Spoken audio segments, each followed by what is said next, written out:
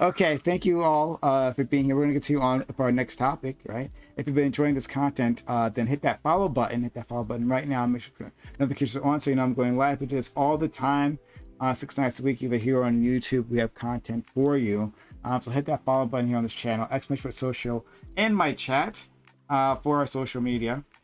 We got Twitter. We got TikTok, we got YouTube, we got Discord, we got all those things. Hit us up there, especially our Discord, where we do everything in our Discord and our YouTube, which is where you'll find the VODs. If you missed anything at all, check out our YouTube. We got a lot of content there for you. All right, so we'll go on to our next topic. Recently, a therapist was accused of the sexual abuse of his female patient. After leveling the accusations, his alleged victim discovered that her therapist had an extensive criminal record. However, he was allowed to change his name and start over with a new identity. Should that have been legal? Should there be limits on the convicted criminal's ability to get a fresh start? Or is it better that people can move away from their past, no matter the baggage they leave behind? Yeah, so this was a crazy article that I stumbled across. It's actually not that long, so I'll put it in chat for you guys. But TLDR. So yeah, this guy becomes a therapist, and it's a little unclear, but it kind of seems like he manipulated his patient into a sexual relationship with them. But beforehand, he had changed his name. He had been in prison because on three separate occasions separated by years, this man has killed people with a car. Vehicular homicide. He was and then for one of them, at least he was drunk. The last one, I think he was proven to be drunk. But this man just kept killing people. It was so bad that literally they changed the law in New Hampshire because of him, right? Just because they had to get people like him off the road. This guy was infamous because he killed people on three separate occasions. So he goes to prison finally at the third one, and he changes his life around or something, right? He says he's going to use his experience to to make it easier for people to deal with their own baggage, right? So he goes into therapy, and then the rest happens. So yeah, I want to know, should this have been allowed? Should have been allowed to change his name? And beyond just the narrow question of changing names, right?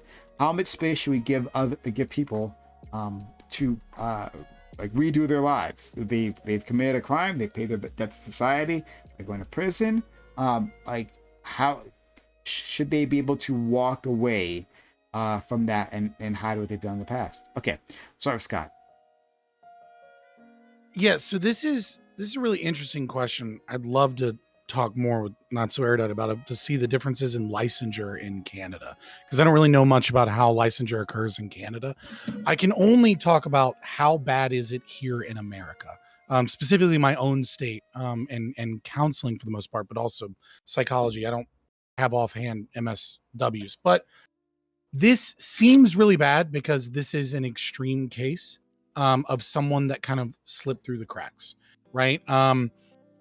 It is likely an issue, in my opinion. I would say, I think APA, ACA, MSW, even substance abuse counselors, all of them, veracity is really, really, really, really stressed, right? So telling the truth to your patients and not disclosing that you are that person is a problem in and of itself. I don't know that it necessarily dictates an ethics violation for licensure, but when it comes to wounded healers, they tend to be, sometimes they tend to be a little bit dodgy in ethics. because they tend to have higher rates of burnout and things like that. But when we look at like how often this actually happens, so like we can look at the APA, for example, and like actual like official violations are like 0.1% of therapists, psychotherapists in America.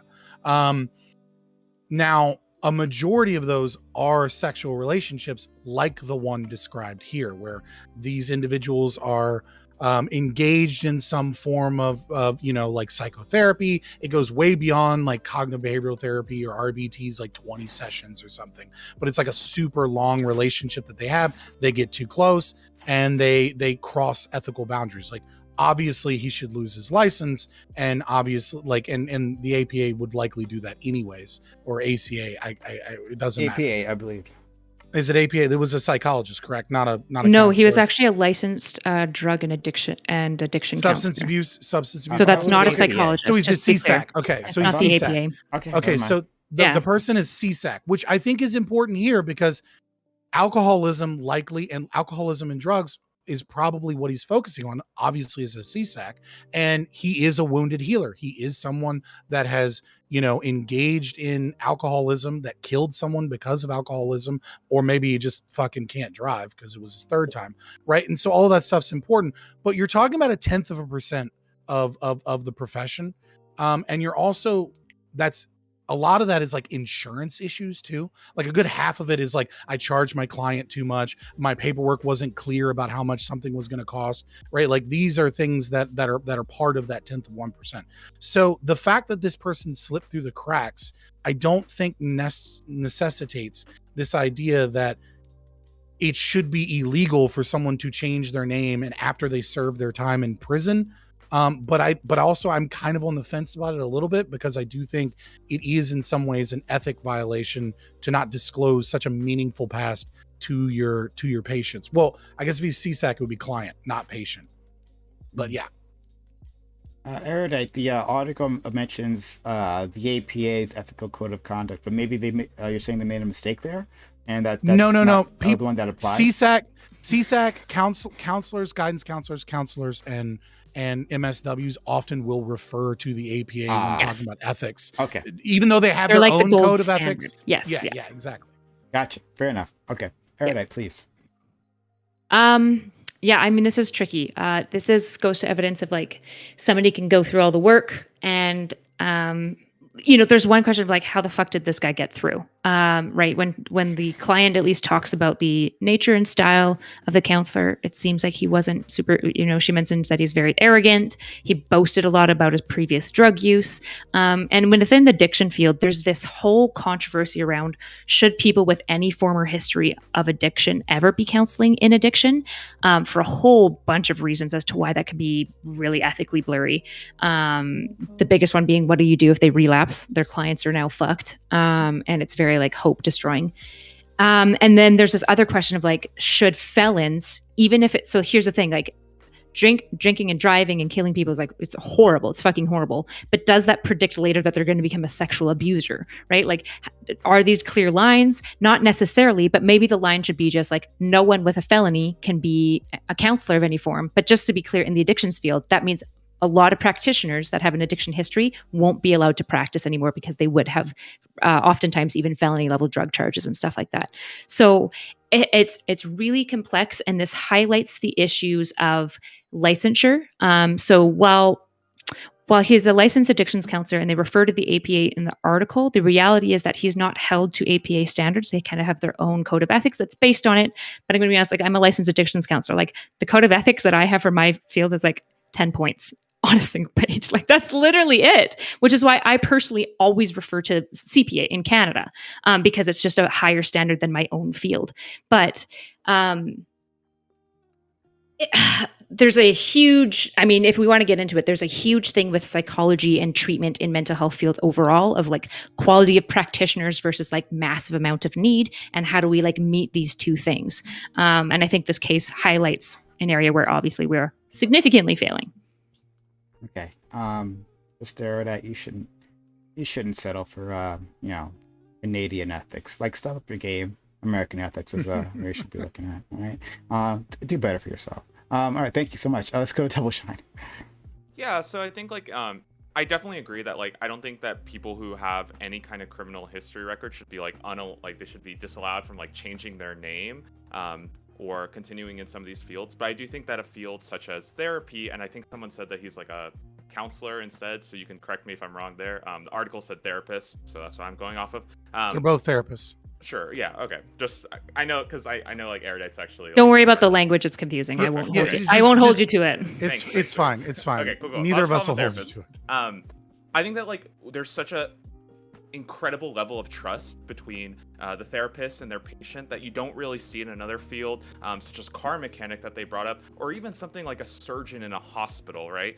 You don't have that like trust that you put into them. Now I know that you mentioned, for example, that like being in a car crash, that's probably not a good indicator that they're going to go on to sexually assault. Obviously, if they had like a history of sexual assault, that like there should be a board in place that like makes sure that they won't be able to slip through the cracks. But I do think that like it should always be about the patient, right? And I can imagine like maybe the patient did have like one of their family members that got hit by somebody who like was like in a car crash, right? And like in a situation like that, if you found out that your therapist had killed someone in a car crash, like I can imagine your life getting like absolutely shattered and fucked. And unfortunately, as someone who has been in therapy, like a bad experience with even one therapist can like completely change your future outlook, whether or not you want to put that level of trust into another person. So I really like, I guess as like a prescription, I think that like while maybe like not a full, like your full criminal history shouldn't have to be disclosed, I think some kind of board should be in place to make sure that like important things like that, such as like, in my opinion, like murder would probably hit that level. I think that should be disclosed. And maybe they can still work as a counselor, but the patient should at least know that that's like the person that they're sort of sharing their life with. Okay. Could you work on your volume levels? Because like Yeah, like sorry, Saturday, I'm trying to turn you it were up. fine. So I don't know why you are just a bit lower. But all right, thank you so much, Sproticus. All right. So I think that if you have a criminal record, you shouldn't be able to change your name.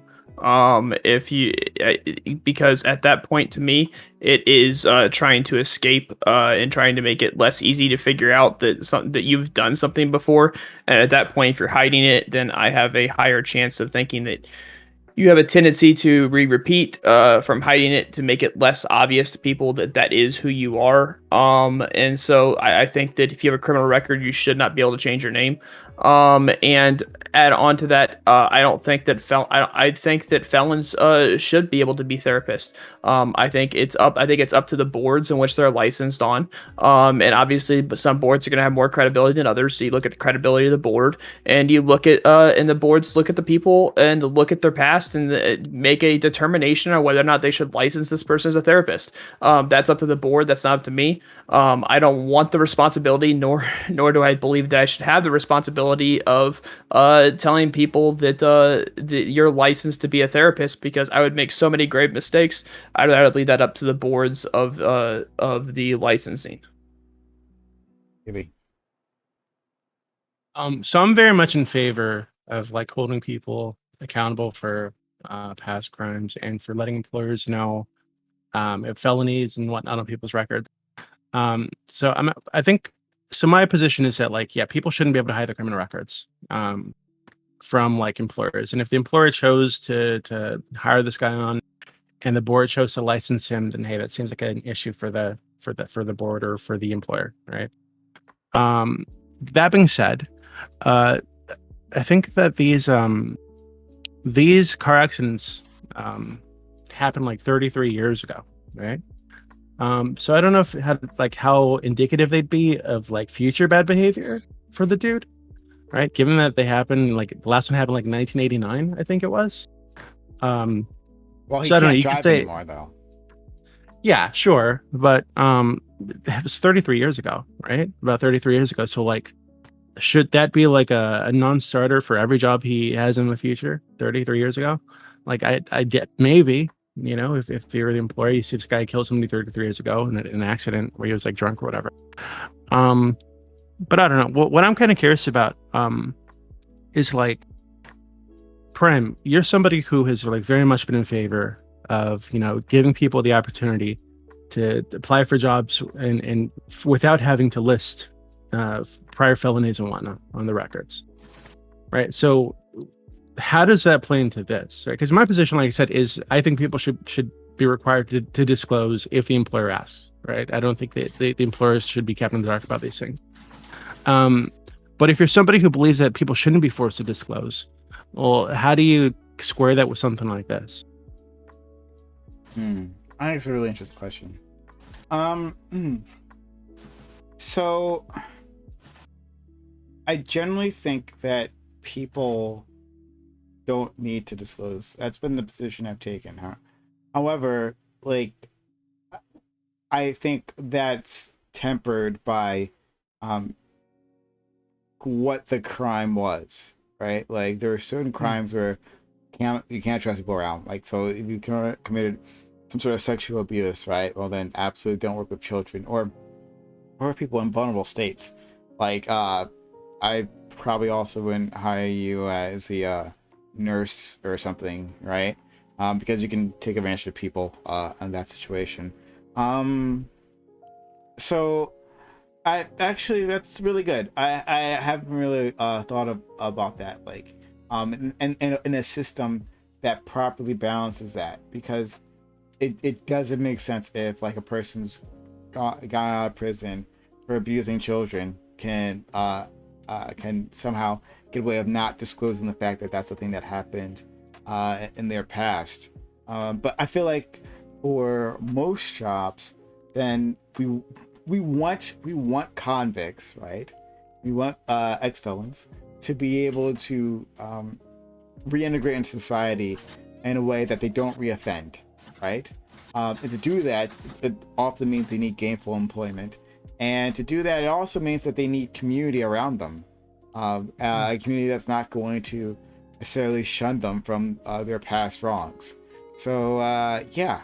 I don't know. I gotta put more thought into it. So I linked in chat in the StreamYards the ACA Code of Ethics, right? I think in case anyone wants to refer to that, that is what CSAC guidance counselors and like just regular counselors, as well as sometimes licensed marriage and family practitioners here in America would use. Now, if you look at their core professional values, right? Their autonomy, non-malfeasance, beneficence, justice, fidelity, and lastly, and most importantly, veracity, truth, right? Telling your client the truth when regarding the therapy and not lying to them. Now, that doesn't necessarily mean that you need to disclose everything, but if the therapist in question is a wounded healer, right? If the therapist in question is someone that is engaging with you from someone that, and this is what Not Certai was mentioning here, right? Like there's controversy in the field about like whether or not, you know, individuals that have substance abuse issues should be counseling or, you know, giving psychotherapy to individuals that have substance abuse issues, because there's connections, there's a lot of ethical grayness there.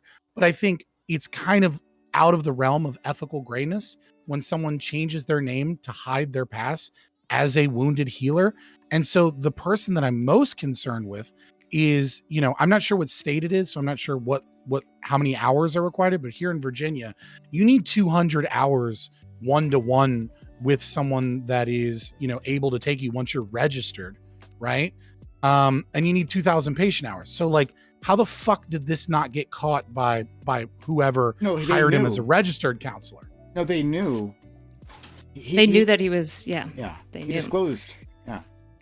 He disclosed it, but what he disclosed while he was it registered, but then he didn't do so when he went into another practice. I mean, so it's going to come up. So it's going to come up in a background check. The only people you're hiding something from, if you change your name after you have a criminal record, is the general public that isn't able to do background checks. I'm able to find out a lot. I'm able to find out misdemeanor and above crimes if you give me your name, your birthday, and the states you've lived in.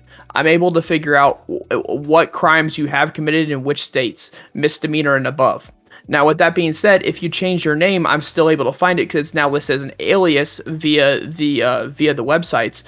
But when you change your name, the only person you're trying to conceal that from is the general public. You're trying to say that's a different person. I'm not that person. My name is this. Their name is that.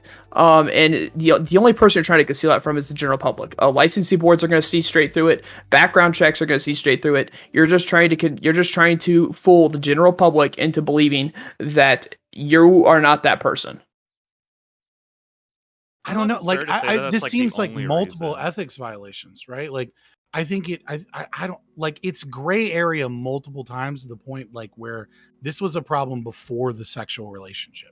This was a problem before he presumably trapped her in the room. Like, these are all allegations, of course. We don't technically know this is true, but like this is a gray area of informed consent. Like, you're not telling the person who you are, right? They're supposed to have adequate information about you as a counselor.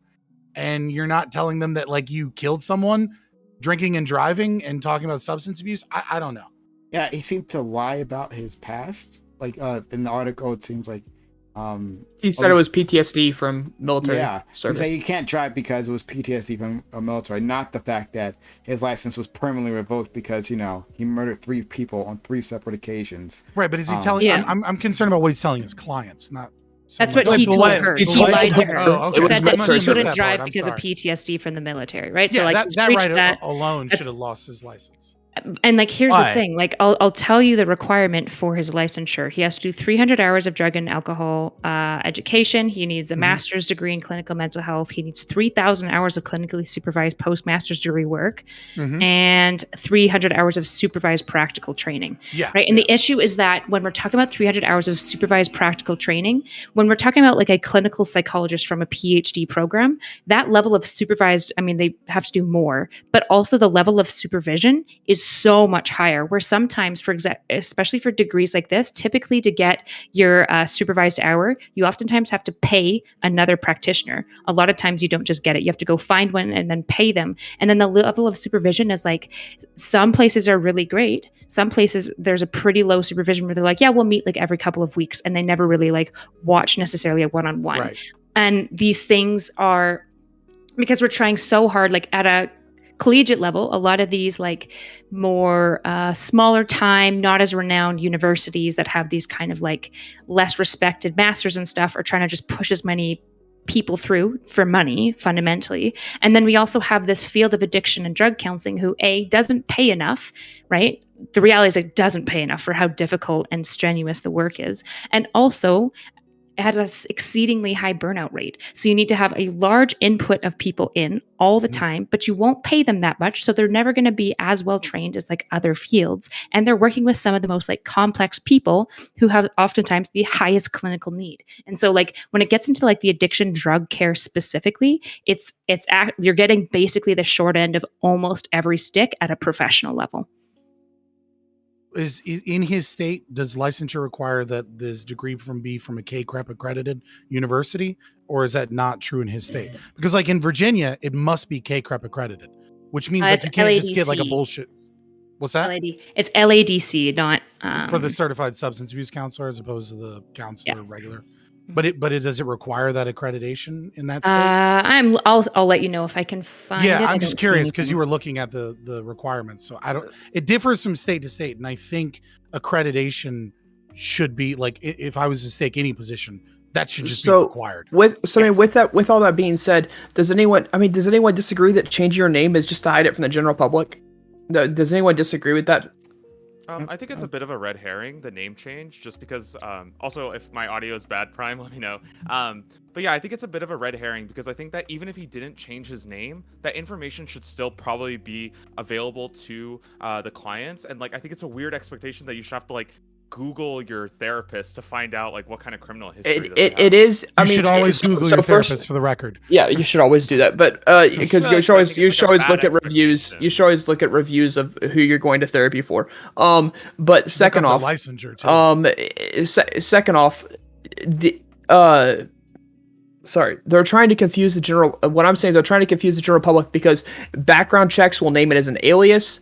If you go look up like in Indiana, it's called PrimeCayes. Almost every state has one to where you go look up cases and what they've been charged with, et cetera, and so on. That that will show up as an alias. The only time that someone's gonna be fooled by that is when they're like reading a news article or something, and then you have a completely different name, or that you committed a crime that was like massive on the news, and then you change your name, and then they don't recognize the name, and so they don't recognize that you are actually that person. Right, but then the reason that this guy probably gave for like why that had happened to his licensure board, for example, is like, well, I don't want to carry the stigma as like my past actions, and I've done a lot of work, and now I'm like free from the like the issue of addiction. I'm in recovery, and I recognize it was really bad. However, I also know the reality of stigma, and so as a result, I'm choosing right. And like to be honest, like most people would just kind of. If he's wanting to be a wounded healer, which just looks like was what he was wanting to be, then he should be able to proudly say, like, yes, this happened. Yes, I did this. Yes, I did many bad things. But look where I am now. Yeah. That should be a point of pride, not a point of I changed my name to get away from it. I agree, but I'm saying at like a licensure level, that's probably some of the reasoning that's given. And the issue is that there's some level of validity to that reason. The issue is that like, because it's a soft, valid reason, you're also going to have snakes who use valid reasons to be really bad people. Like that's the issue is like, yeah, the person presented like manipulative, weird behavior throughout their entire life. Presumably, right? Like assuming everything in the article is true, right? Like the idea that like the family wrote him a letter and then like immediately he's like, yeah, well, can you try and get me out of jail? Like is his response. That's strange to me. Not disclosing it with the clients is strange to me. Like I said, I would say that I don't know that you could pull him up for an investigation and revoke his license before this, but I do think that there was multiple ethical violations. Whether or not it was enough to get rid of his licensure is kind of up to the board. UB? Separate from like the licensing question, I'm kind of curious as to like, do you guys think that people should be able to start over?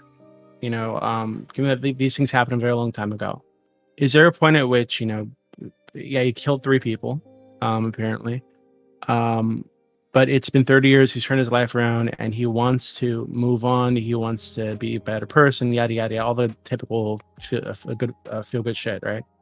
Morally, yes. Point at which we should allow him to do that and start over without the baggage of these things. So morally, yes. So morally, yes. I think someone should be able to say I'm a different person now. I was a terrible person when I was younger, and I've tried to make up for that the best I can as I move forward. As I try to do good things now, and I try to keep giving back to society the most I can. I think morally, yes. I think a name change is too far. I think a name change should be illegal for anyone who's been convicted of a misdemeanor or a felony. I think starting over is pretty good. It just kind of depends on what kind of field you're in. Again, therapy is just, I feel like there's so much trust that's being put in there, and that like you're trying to attach yourself to the person. And I think that like the unfortunate thing is that even if we try to get rid of the stigma, I think it will still exist with some people. And on the individual level, I don't know how you can tell someone to just like stop having the stigma that you have for like a previous felon. Yeah, but with CSAC, it's like, it's kind of the opposite too, right? Like there are a lot of people that go to meetings and look at therapists, and like they will block you off if you've never been addicted to the drug that they've been addicted to, or that you haven't experienced addiction, right? Like, I mean, I'm sure Not So Weird I can confirm this. There are plenty of people that are like, you don't know what the fuck I've been through, and all your fancy book learning isn't going to tell you what it's like to go through to what rock bottom is like, right? And that is the advantage of the wounded healer, is someone's like, no, brother, I've been there, and look where I am now. Like there's authenticity in that relationship that for some people they may not be able to establish with another therapist that has never been addicted to drugs and alcohol. And that often is going to come with, like Not So Weird I said, that's often going to come with felonies. Right? It's like also an argument that we should be making this information public, right? So that people can see that and they can feel attached to someone who may have shared a similar experience as them in the past. But it goes both ways, because there's also a danger to letting people like that have those clients as well. Yeah, there is, right? This is like the weird trade-off that we have is like there's kind of that argument of like it's easier to establish empathy with the client, which I think is like somewhat true, because I think like there's a lot of people who've lived like a very cozy middle class life and then they get into addiction work and they're kind of like shell shocked and they don't know what to do with it and they have a really hard time. Like for example, like I've talked with clients and they've like told me about like some really serious crimes that they've done in the past, right? And it's like if you're not in any way able to understand that world, it's really hard to hold space for compassion sometimes. The other issue that we have is the reality of burnout. Like burnout is the highest in this field. It's really, really, really high. So there's also this push to just get as many people in, which comes typically at the cost of quality, and we don't pay people enough. So typically the people who are going to be most qualified, most empirically trained, probably most solid overall, aren't going to take these jobs that are paying like 20, 22 an hour because they can get jobs that pay them like 75 to 80 an hour. And so like there's so many complex pieces that fold into this that like the idea of like, well, we should never let anybody with a felony ever work in addictions counseling. I err on that side of like being like probably, but that means a lot of present day addiction counselors wouldn't be allowed to be in the field and a lot of future ones wouldn't. And what do we do about that? Like, is that better? I think the real issue too is like when we hone in on specific areas is like prison psychology or prison therapy, where that's going to be most present, where burnout is some of the highest, right? Like where, and pay is incredibly low, right? Like where are you going to find qualified people to engage in psychotherapy in prisons if the pay is shit, if you can't have felons and all of your clients are felons for the most part, right? Well, yeah, and that's why, like, again, I don't think that they should not be allowed to work. I think it should be made public, and perhaps even encouraged as someone who is struggling with that thing be given someone or like matched with someone who's experienced the same thing, whether that be prison therapy or a drug addiction. Yeah, there's kind of this interesting thing. Somebody posed me like, can a client ask a professional for their criminal record check? And I would basically say, no, I've never heard of it. I've never even talked about it in any of my psych ethics class. I've never heard of a client asking for that, in part because I think every professional assumes, well, the check is done at licensure. So why would the client need to ask that? It's been done. But what we're seeing is, well, just because they've been checked doesn't mean that like people with felonies are clearly getting through, obviously, probably because of the complex factors that we've talked about. But there's like this weird where we have like a bit of like buyer beware going on sometimes with like practitioners where like we're encouraging like we have so many institutions of checking and like quality control that it shouldn't be the case that a client has to ask necessarily.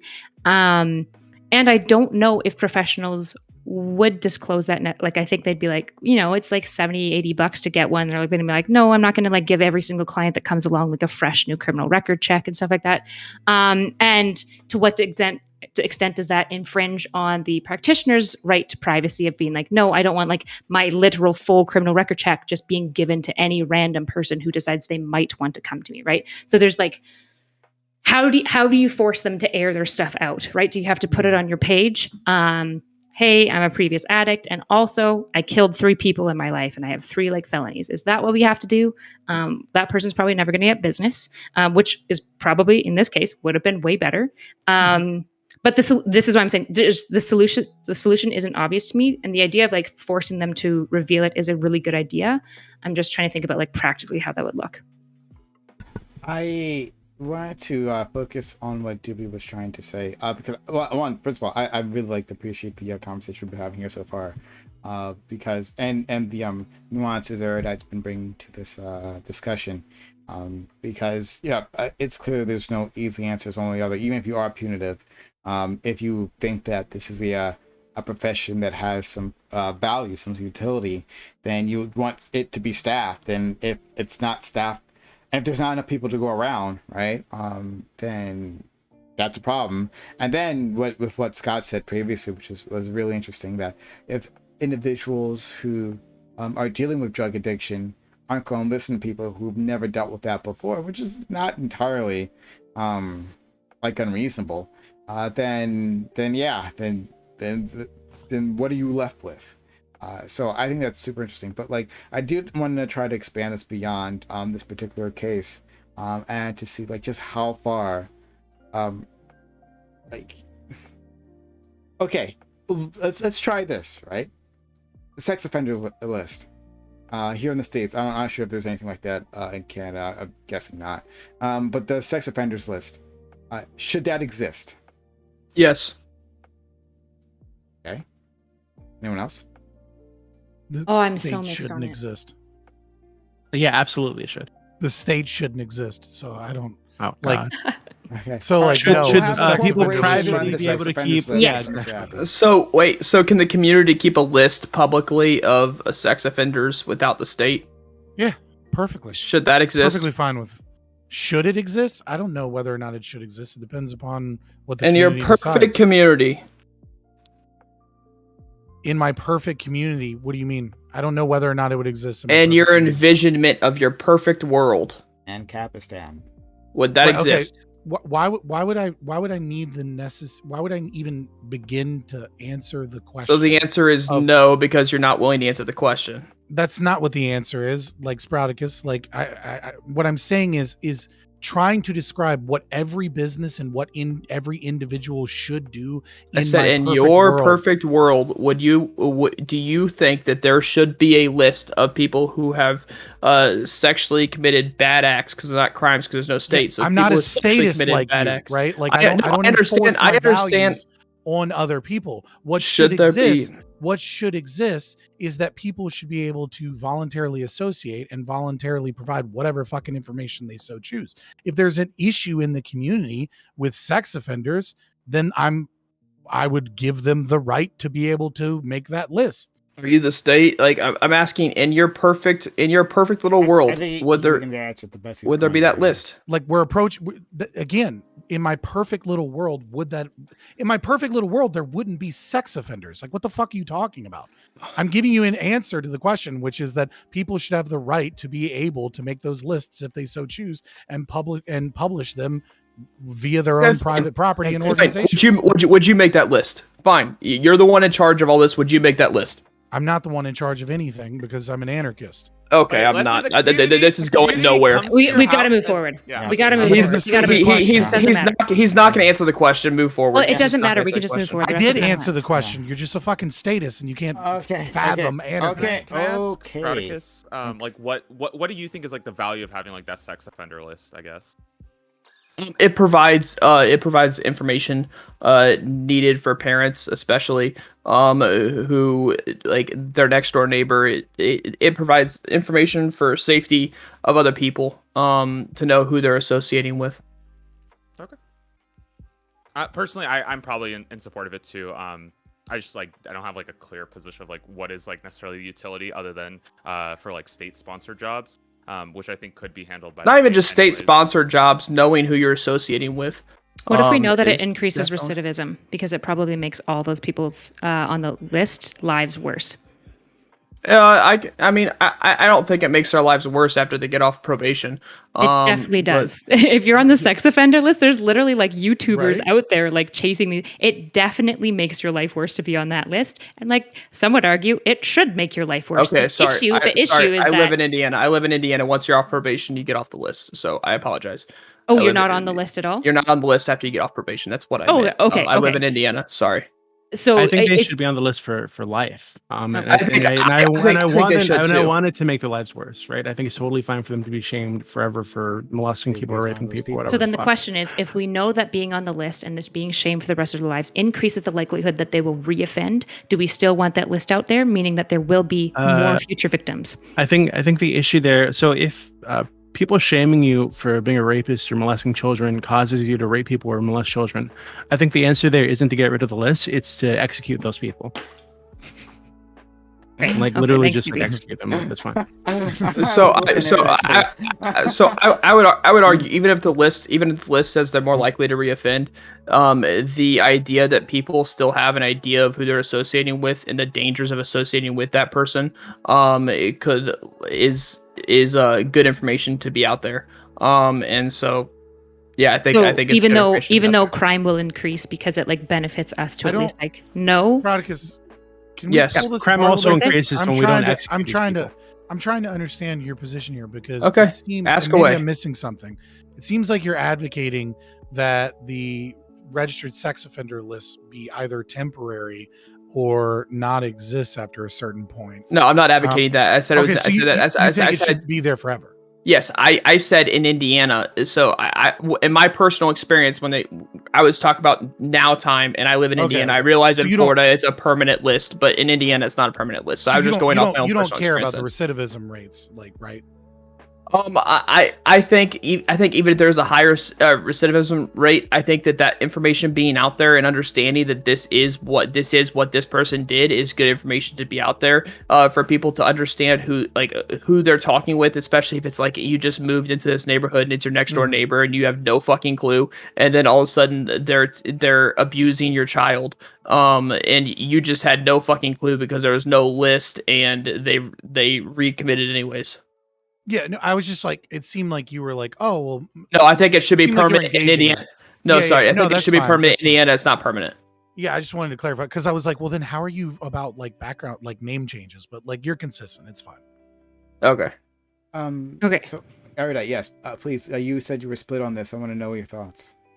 Basically, I think it's just like that complex thing of like, if we make people, especially I was assuming that it's a permanent list. Obviously, if it's just for when they're on probation, this is where, to be honest, the idea of you should be able to have a name change after a felony seems like a really bad policy choice because people name change like in marriage too. And so would past felons not be allowed to change their name in marriage? Like that seems just like, it just seems like a really blunt way of dealing with a pretty like mild issue. But when we're coming to like a sex offenders list, especially if it's like permanent, if we're increasing the intensity of which they like the shittiness of their life, and then they're offending more, then we actually have more victims than we would have otherwise to just know, but not knowing, like, then there's going to be this other side of like people being like, what the fuck? I was living next to like, for example, like a known pedophile for like 20 years and nobody ever told me. And I understand that like fear and concern on the flip side, which is why I'm saying like, this is actually not something that's easy for me to answer. But the real problem here is the prison system, right? Like again, like the real issue here is the state's involvement in kidnapping people against their will and then holding them for long periods of time. Like that's the issue here. Like, so what would you do with a mass rapist? I'd banish them from my private property. Get them the fuck out of here. I don't want them. And they stay there. Well, then I forcibly remove them. They stay there. They stay in your community. If I forcibly remove them and they stay in your community, you don't own the entire community. They stay in your community. I won't do business with that person. Spartacus, I don't know why you keep going down these roads. Property. I don't know why either. I should stop. I do have a question though for you, Spartacus. Yeah, so then you're right. How you're do you allowed to talk about any philosophy other than the statist ones? Why the fuck am I even here if it's absurd? You did the same shit when I talked about evictionism. You were like, nobody cares about evictionism. Nobody does. Let's only talk about the left and the right and what they want, and let's magically come up with some perfect compromise. And I'm sitting here with one, and then you're like, oh well, no, your positions are too outlandish, therefore they can't be discussed. Don't dismiss my shit just because you think it's rare, or it's based in my own philosophy and I have good arguments for them. Don't patronize me. I'm not patronizing you. I'm moving so typically when like groups are having group discussions, I think it's really important to work within the landscape that most of the group is willing to work within, and none of that landscape includes I got different opinions. I'm gonna throw those ideas out there. That's fair, but that's why I dismiss you, because I think it's usually anti-productive to an actual like meaningful conversation. I think dismissing people unless they have the same fucking ideas in a circle jerk for the last 30 years is not productive to a meaningful conversation. Not so erudite. You had a question? You had a question, not so erudite. Yeah. So I was wondering how you felt about, for example, like there's this like growing concern of like false allegations, false convictions, and kind of the murkiness of like when we're talking about like a sex offender list, that's going to include anyone who's committed some form of sexual assault. So you might have people on there who've got this like weird murky, like I thought she consented and we were both drunk and she didn't feel like she consented and this like weird shit happened and she still felt legitimately victimized, but I legitimately didn't mean to do anything bad. So like when we're talking about a sex offender list, we have like a really heterogeneous group that's all being impacted, and it's probably increasing recidivism for that entire group. pretty sure you can also get on there for like peeing in public, right? Like there's like really. I have no idea. Like exhibition. Yeah. I have no So idea. you can get on there for indecent exposure. Yes. Yeah, you can get on there for all kinds of reasons. For the purposes of this conversation, right? Let's focus in on. Let's assume the sex offender list was like the worst of the worst. Should we have that? Yes. What do you mean the worst of worst? Like only people who've like 100%. done like pedophilia They and raped all 30 children in Doobie's world. So, okay, that's a good the worst of the question. worst, Alright. probably. Yeah, Okay. probably the worst of the worst, because those are probably the people that are really highly likely to recidivate regardless of how they get treated, because they're probably most likely really high on the antisocial personality scale, and they're probably also highly impulsive if they've done like some of the worst crimes ever. So probably in that case, it's all that middle ground group that I'm going to guess the recidivism is what's actually bumping up, because that's most offenders, right? Is the middle ground offenders. Okay, yeah, I hear you. So then, yeah, that's a good point. Then in that case, all right. So anyone who's being convicted of something like indecent exposure, something that most of us here, right, would not, I think, deserves to be landed on the sex offenders list. Then let's ignore that for now. All right. I know I'm torturing this hypothetical here. But I think it depends. Should be able to make their own fucking list regardless. I think it depends on where you're at when you do indecent exposure. If you're at like a children's park in public daylight and you decide to take off all your clothes, like I think you belong on the sex offenders list. Okay, never mind. Forget it. Why not just let companies and people have that information if they so choose to publish it? Yeah, why not just let them like make an organization and like have that organization do that for them? Yeah. And you can put whatever you want on there. Just say, Doobie, as long as you don't call it the government. As long as you don't call it the government, okay? How is it the government? It's people freely and voluntarily selling information. Yeah, so I gotta say, I'm kind of curious. So, Erudite, you said a few times like, hey, what if they, recidivate? I think is the word. Reoffend. Sorry. Yeah. Well, I know you're talking about like recidivism. I think recidivate is a correct term. It is, but it's just a super esoteric, and so I'm just trying to use a better word. No, I know what you're saying. So if they do this, right, and if they're more likely to do this because you have them on this list and because they're getting the shame and whatnot, like I'm like my answer to that is, hey, these people either need to be in prison longer, or you execute them because they're reoffenders, and if shame leads into continuing to rape people, then hey, this is probably not someone I want in my society, right? So, but it seems like you would lean toward keeping them off the list and saving them from that public shame rather than like executing them. So I don't really care about saving them from shame because I'm like worried about their feelings. I'm worried about like increased victimization, like solely. I just want to like do anything I can. So this is why I said for the most extreme individuals where they're super impulsive, they just like are actively raping and know that they're raping and really want to be raping and all this stuff. Like that is one unique group that's going to be really, really high. And then there's a whole bunch of other people on the sexual assault public exhibition scale that are also on this list that are more likely to recidivate. Not just necessarily, just to be clear, I'm not saying that they're just going to start raping other people again, but they're more likely to do any and all crime. Sure. Typically because getting rehired is really difficult and they get ousted from like shamed in their community. Yeah. But those people who were like just openly, pro raping, right? The women were raping people. This is what they like to do. They got caught. They got put on the list. Didn't fucking matter whether they're on it or not. They just enjoyed raping people for whatever fucking reason. Would you be okay with executing those people? Executing them? Yeah. No. Do you want to? Do you want to give a reason why if someone makes their intent clear that they're just going to rape no matter what when they're in society? Sure. So I think we'd all agree that there are times where it's okay to kill people, right? I would say this is one of those times. I believe in capital punishment. I would disagree with that too, because you disagree with capital punishment? Yeah. Yes, I also disagree with capital punishment. Yeah. Okay. Like, who gives you the right to kill people? Like, what the fuck are you talking about? Like, they're not a threat to you anymore. So you're right. So you disagree that. You disagree that there are some people that commit crimes so heinous that reformation is impossible. No, not typically so heinous. It's typically so often. So when we're talking about rehabilitation, we have to not so look at like severity of crime, but typically the amount of crime. So there's kind of this idea called the central 8, which is the 8 factors that predict whether or not somebody's going to reoffend again. It's really integral to criminal psychology, and it's also really, really high predictive of recidivism, right? And so what you're mostly talking about when you're saying like the worst people is actually the people that when we release, we know they're going to do something again. That's going to cause another victim of some form, right? Not all victims are like sexual assault victims. You can also be a victim of theft. You can be a victim of assault. You can be a victim of like X, Y, any other crime. Yeah. So is the reoffending like the thing I'm like primarily concerned about? Because there are times where I use this guy all the time in these conversations. The Golden State Killer here in California. So he killed like I think like 3 or 4 dozen people, raped a bunch of people, and they caught him when he was in his 70s, and he hadn't done it for decades, and he was like he had a wife and kids and grandkids and all this sort of thing, right?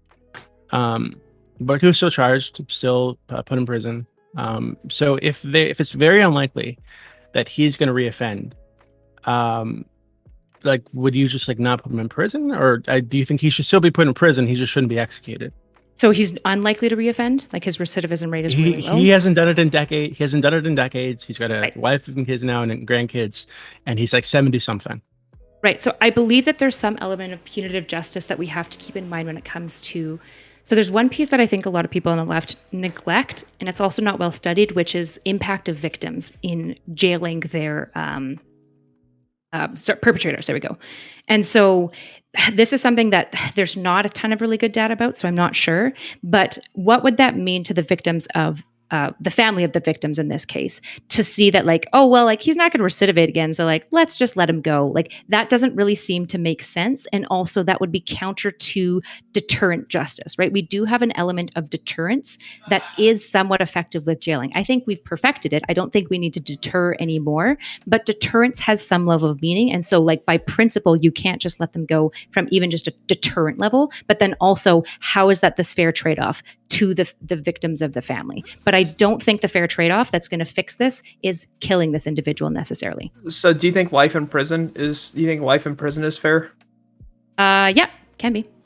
I would So not, I don't think- probably not in America because there's some really big issues. So like when we're talking life in prison, is it fair?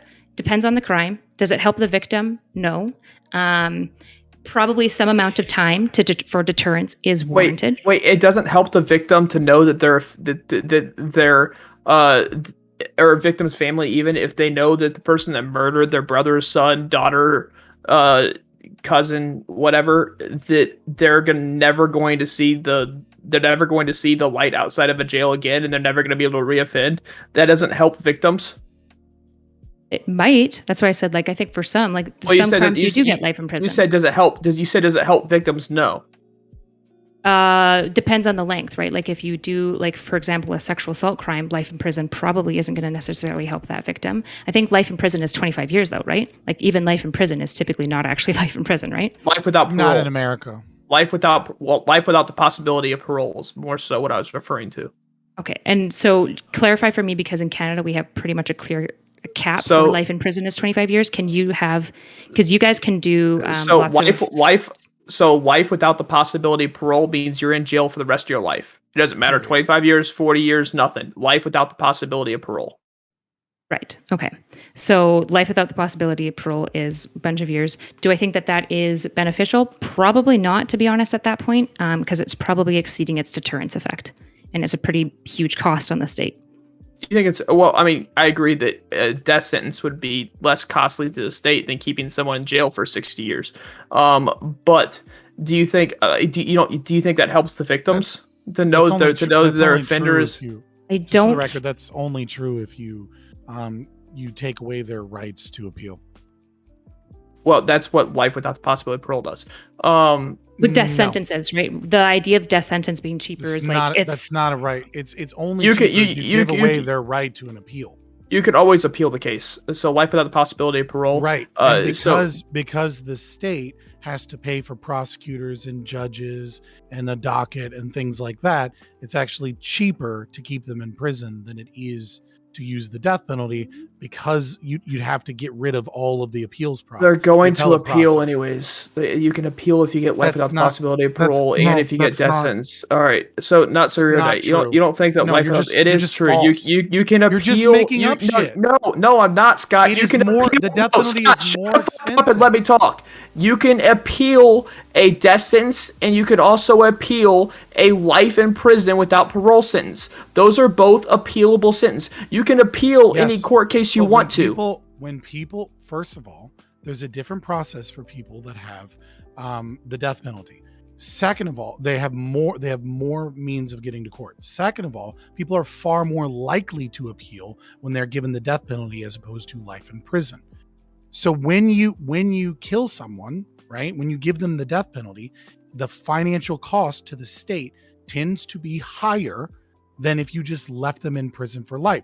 Now, if you get rid of those appeal processes, which is something Doobie has argued for example, with the Golden State Killer, or for people that like, there's so much fucking evidence that like, it's obvious that they did this crime and there's like no exculpatory evidence that's going to be entered that could possibly like, they've admitted it, they're on camera, etc. If you want to get rid of those rights, then yes, your argument is true in that case.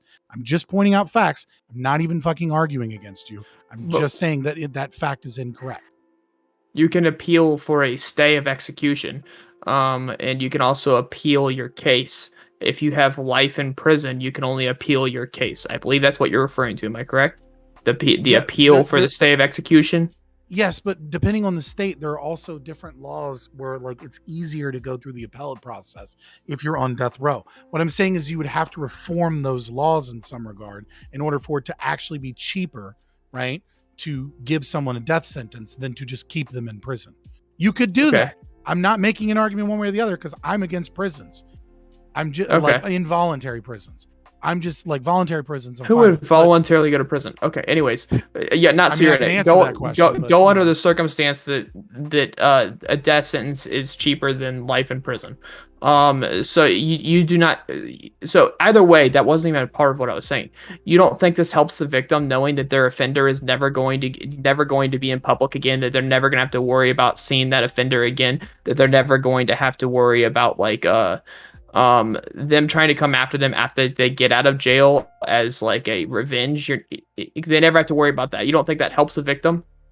At like a psychological like trauma healing level? Not really. Yes. No. Not really? No.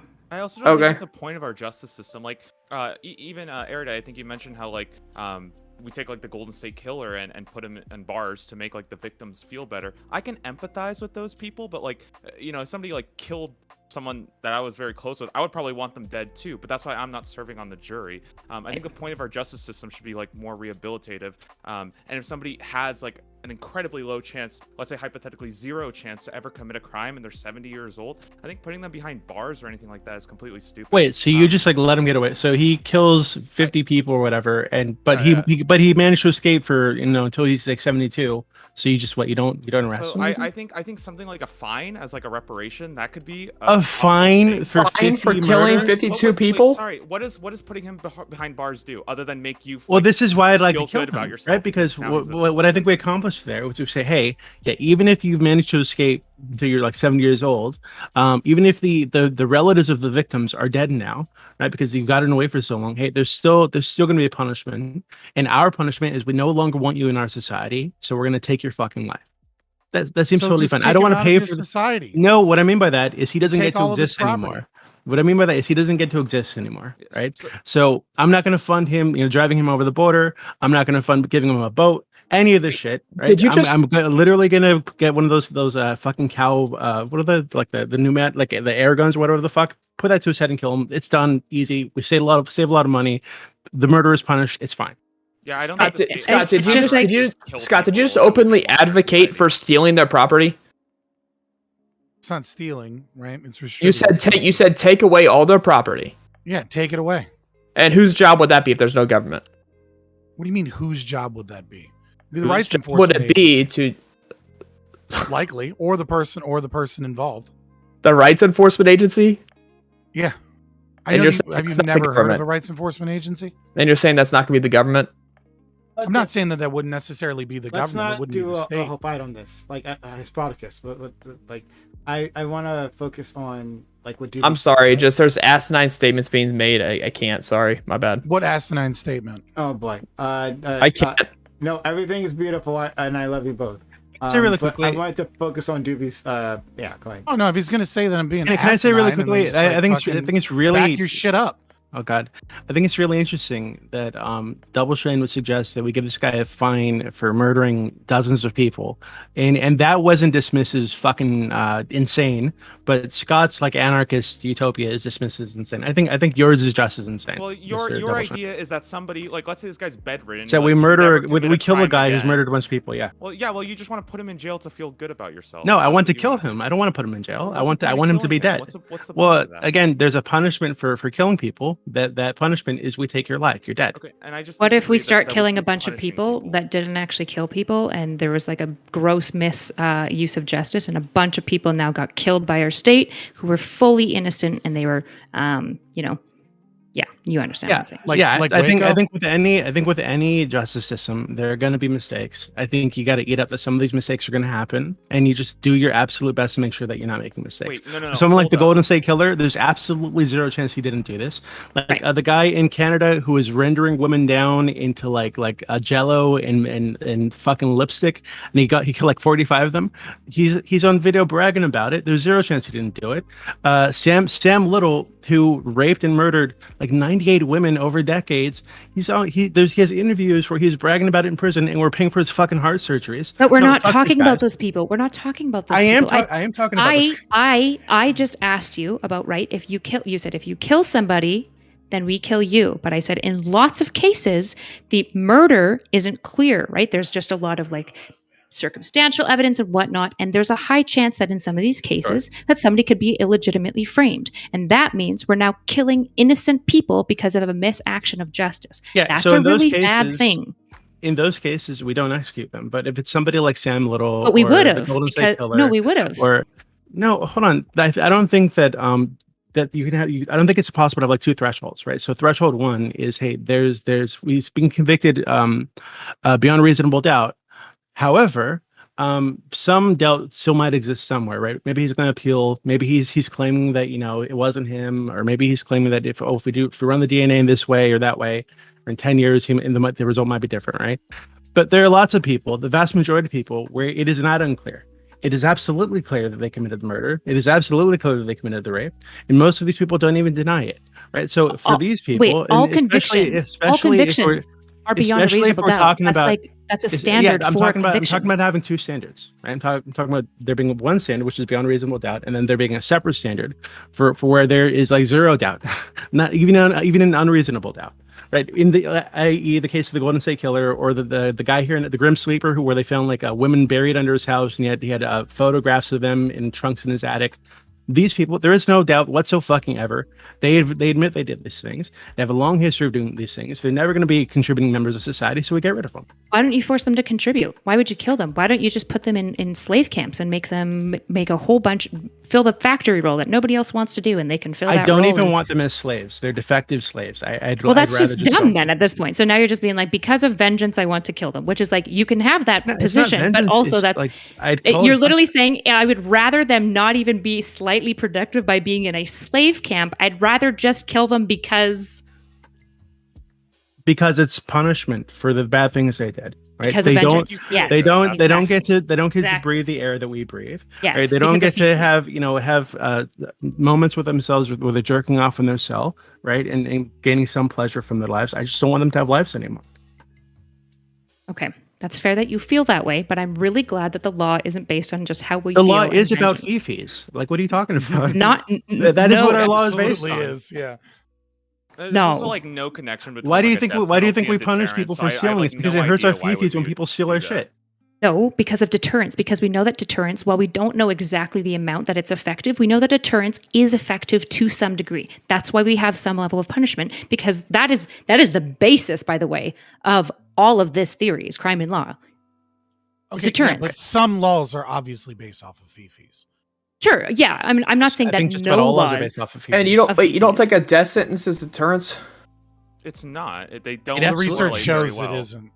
Yeah, Research it's- shows it's like no once more you get past- deterring. What's think it's like better? The research also shows that Dying like very long or prison living your terms life in aren't prison? deterrents. But Yeah.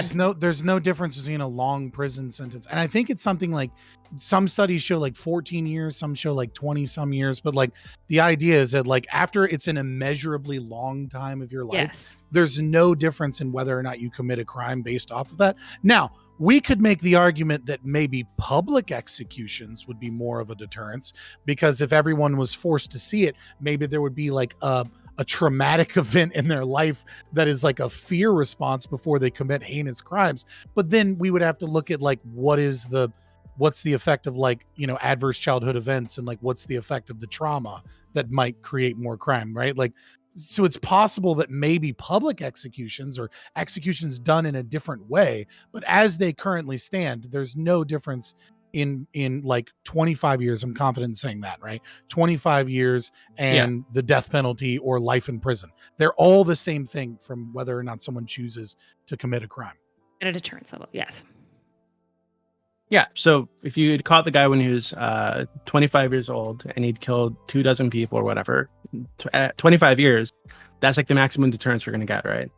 So like, do you 25 years? If he's considering, well, I'm saying if you're a 25-year-old and you're considering murdering someone, or you're considering, let's say, doing a carjacking, which is probably more relevant, because when you're talking about like serial killers, like I doubt there's any fucking deterrence there. Like you're talking about someone with like, you're talking about with someone like APD so fucking overblown and like probably all kinds of trauma, and like these people are essentially, for lack of a better term, I'm going to use it, the dirty word, they're fucking crazy, right? Like they're just going to kill people. And like the idea of going to prison is like not a deterrence. But when you're talking about, let's say, someone that has a gun and is considering a carjacking, right? And like the difference between 25 years or life in prison or getting murdered doesn't exist. To them, it's all the same level of fear. Yeah, it's about how likely they are to get caught. Really. So the question would be, why should we have prison sentences longer than 25 years? Well, I Canada don't see much is at evidence for 25, that. right? Yeah, Canada is capped at 25 years. Yeah, like that sounds big as hell. Like that's awesome. Really? Hold on. Is that true, Canada? So the Pinkton guy, I think that's his name. He's only getting 25 years. Yeah, it's Willie. He's only getting 25 years for murdering So like says my almost 50 co-host. people. Yeah, he's only getting I'm 25 pretty years for sure. murdering almost 50 people. I believe so. Do you Yeah. think, do you think that's like, and you guys think that's reasonable? Well, if they come out and they never like do anything again, like what's the point of keeping them He's in there? murdered Again, almost 50 people. Like, yeah, so but now I don't again, think. you're just going back to vengeance. You just want more. So that, like, you Yes, feel I'm happy going that back this to person- justice. To like, Yeah, but I I don't don't know. No, the point. no, I no, don't, no. I don't You're think. going I don't back- think. no, I no, don't no. think it's reasonable. We're No, going back you're to going back to FIFI, which is vengeance. what our legal system is based on. Right? My FIFI says, "Hey, this guy's murdered, almost 50 women, had them rendered down to makeup. I don't want him walking around. I don't want him breathing. I don't want him having good experiences in his life. I don't want him to exist. Right? So rather than pay for him to exist for 25 years and then set him free on the street where there's a chance he might go out and do this shit again, I'm just going to kill him." Doobie, what if we put them all on an island, right? And we filmed it for a television event, and we gave them all weapons, and then whoever survives at the end, like, can they come back into society? No, I would Can have we create like a a coliseum they and would, have them like fight lions? Like, what I would where's do, the line here? I'd be in favor of something like that if all the proceeds went to the victims of these people, like an equal share with all the victims. And hold on, and they don't get out. They don't get out. They just get it to the next season, right? And every season they're fighting to live to the next season. All right. But like, what are we accomplishing? But you won't there? kill them like, then. We're not accomplishing a better society whatsoever. There's no deterrence being done. We're not rehabilitating. I'm accomplishing They're it. I actually- think society's better when there aren't with- like serial killers and shit in it. So with yeah, cr- No, with no, with but you're with not with stopping- No, you're not serial stopping killers. them. Okay, You're just but getting I'm vengeance. killing It them does so they can't nothing. do it but again. with serial killers, even with serial killers, you're ensuring they cannot kill any more people. Even inside the prison system, they cannot kill any more people because I mean, Well- I don't have the exact stats on this. Well, after they're dead, they can't kill any people. Sorry, Scott. Correct. We When they're already said that alive, they after might be able to. 25 So years, I don't have the. it's I don't have the. down to, like, Can you give me zero. 1 second? Thank you. I appreciate it. I don't have the exact stats on this. But I would assume that if a serial killer was just in a general prison and not like, especially the ones that are handed the death sentence, and aren't on death row where they're mainly left alone, and they don't really get to see anyone else besides the guard that gives them food. Maybe the son when they get their 30 minutes of time in that cage outside. But other than that, like they don't get a lot of person-to-person contact because they're afraid of them killing other inmates. What about Like, that? we, What are you if our asking about goal that? is to make sure that they don't commit it again, we've already said that after like 25 years, their chance of reoffending is essentially But that's not the zero. only goal, right? There is some retribution in justice. Like I think I it's don't fine. think So that's you're the saying retribution that's the meant issue. for them wait, to That's die. the wait. So you're saying 25 years would have cured No. would No one's you- saying that. No one's But no, saying no, that. no, no, no, no, no, no, no. Double Shine did. Double Shine did. Double Shine said that 25 years is the year that it takes to rehabilitate So somebody. no, he's So referring what- to the Central 8. What he's talking about here is that typically almost all crime is done by young men. So what we see one part of actually like holding people in jail for a certain amount of time is just Even there getting till them the 27, yeah. out that age of window where they're just vastly less likely to do crime, right? Like as people get older, they're just more tired, they have less motivation, they're just less willing to do crime overall. They're physically less capable because their body's all fucked up from being in And jail it's- for 25 years. He's not just saying like especially men, 25 they're- years magic number where somebody's like, you know what? I love Jesus now and I don't want to kill. Like that's not what we're saying. Okay, so I It's felt like I also was their gonna risk aversion goes way down too. I felt like I was gonna be up at night thinking about goes this, up. so I looked it up really quickly. So Willie Picton, the murderer in Canada that I brought up, right? So for killing those was almost 50 women, he's getting life in prison with a possibility of parole after 25 years. Which is true. Yeah. I think that's insane. I think he should absolutely be killed. Like I don't understand. He wasn't a young man when he did this, by the way, right? So like the idea that hey, we should keep them there till they're no longer young men. He wasn't a young man. So I don't understand why we should devote any resources at all to rehabilitating a person like this.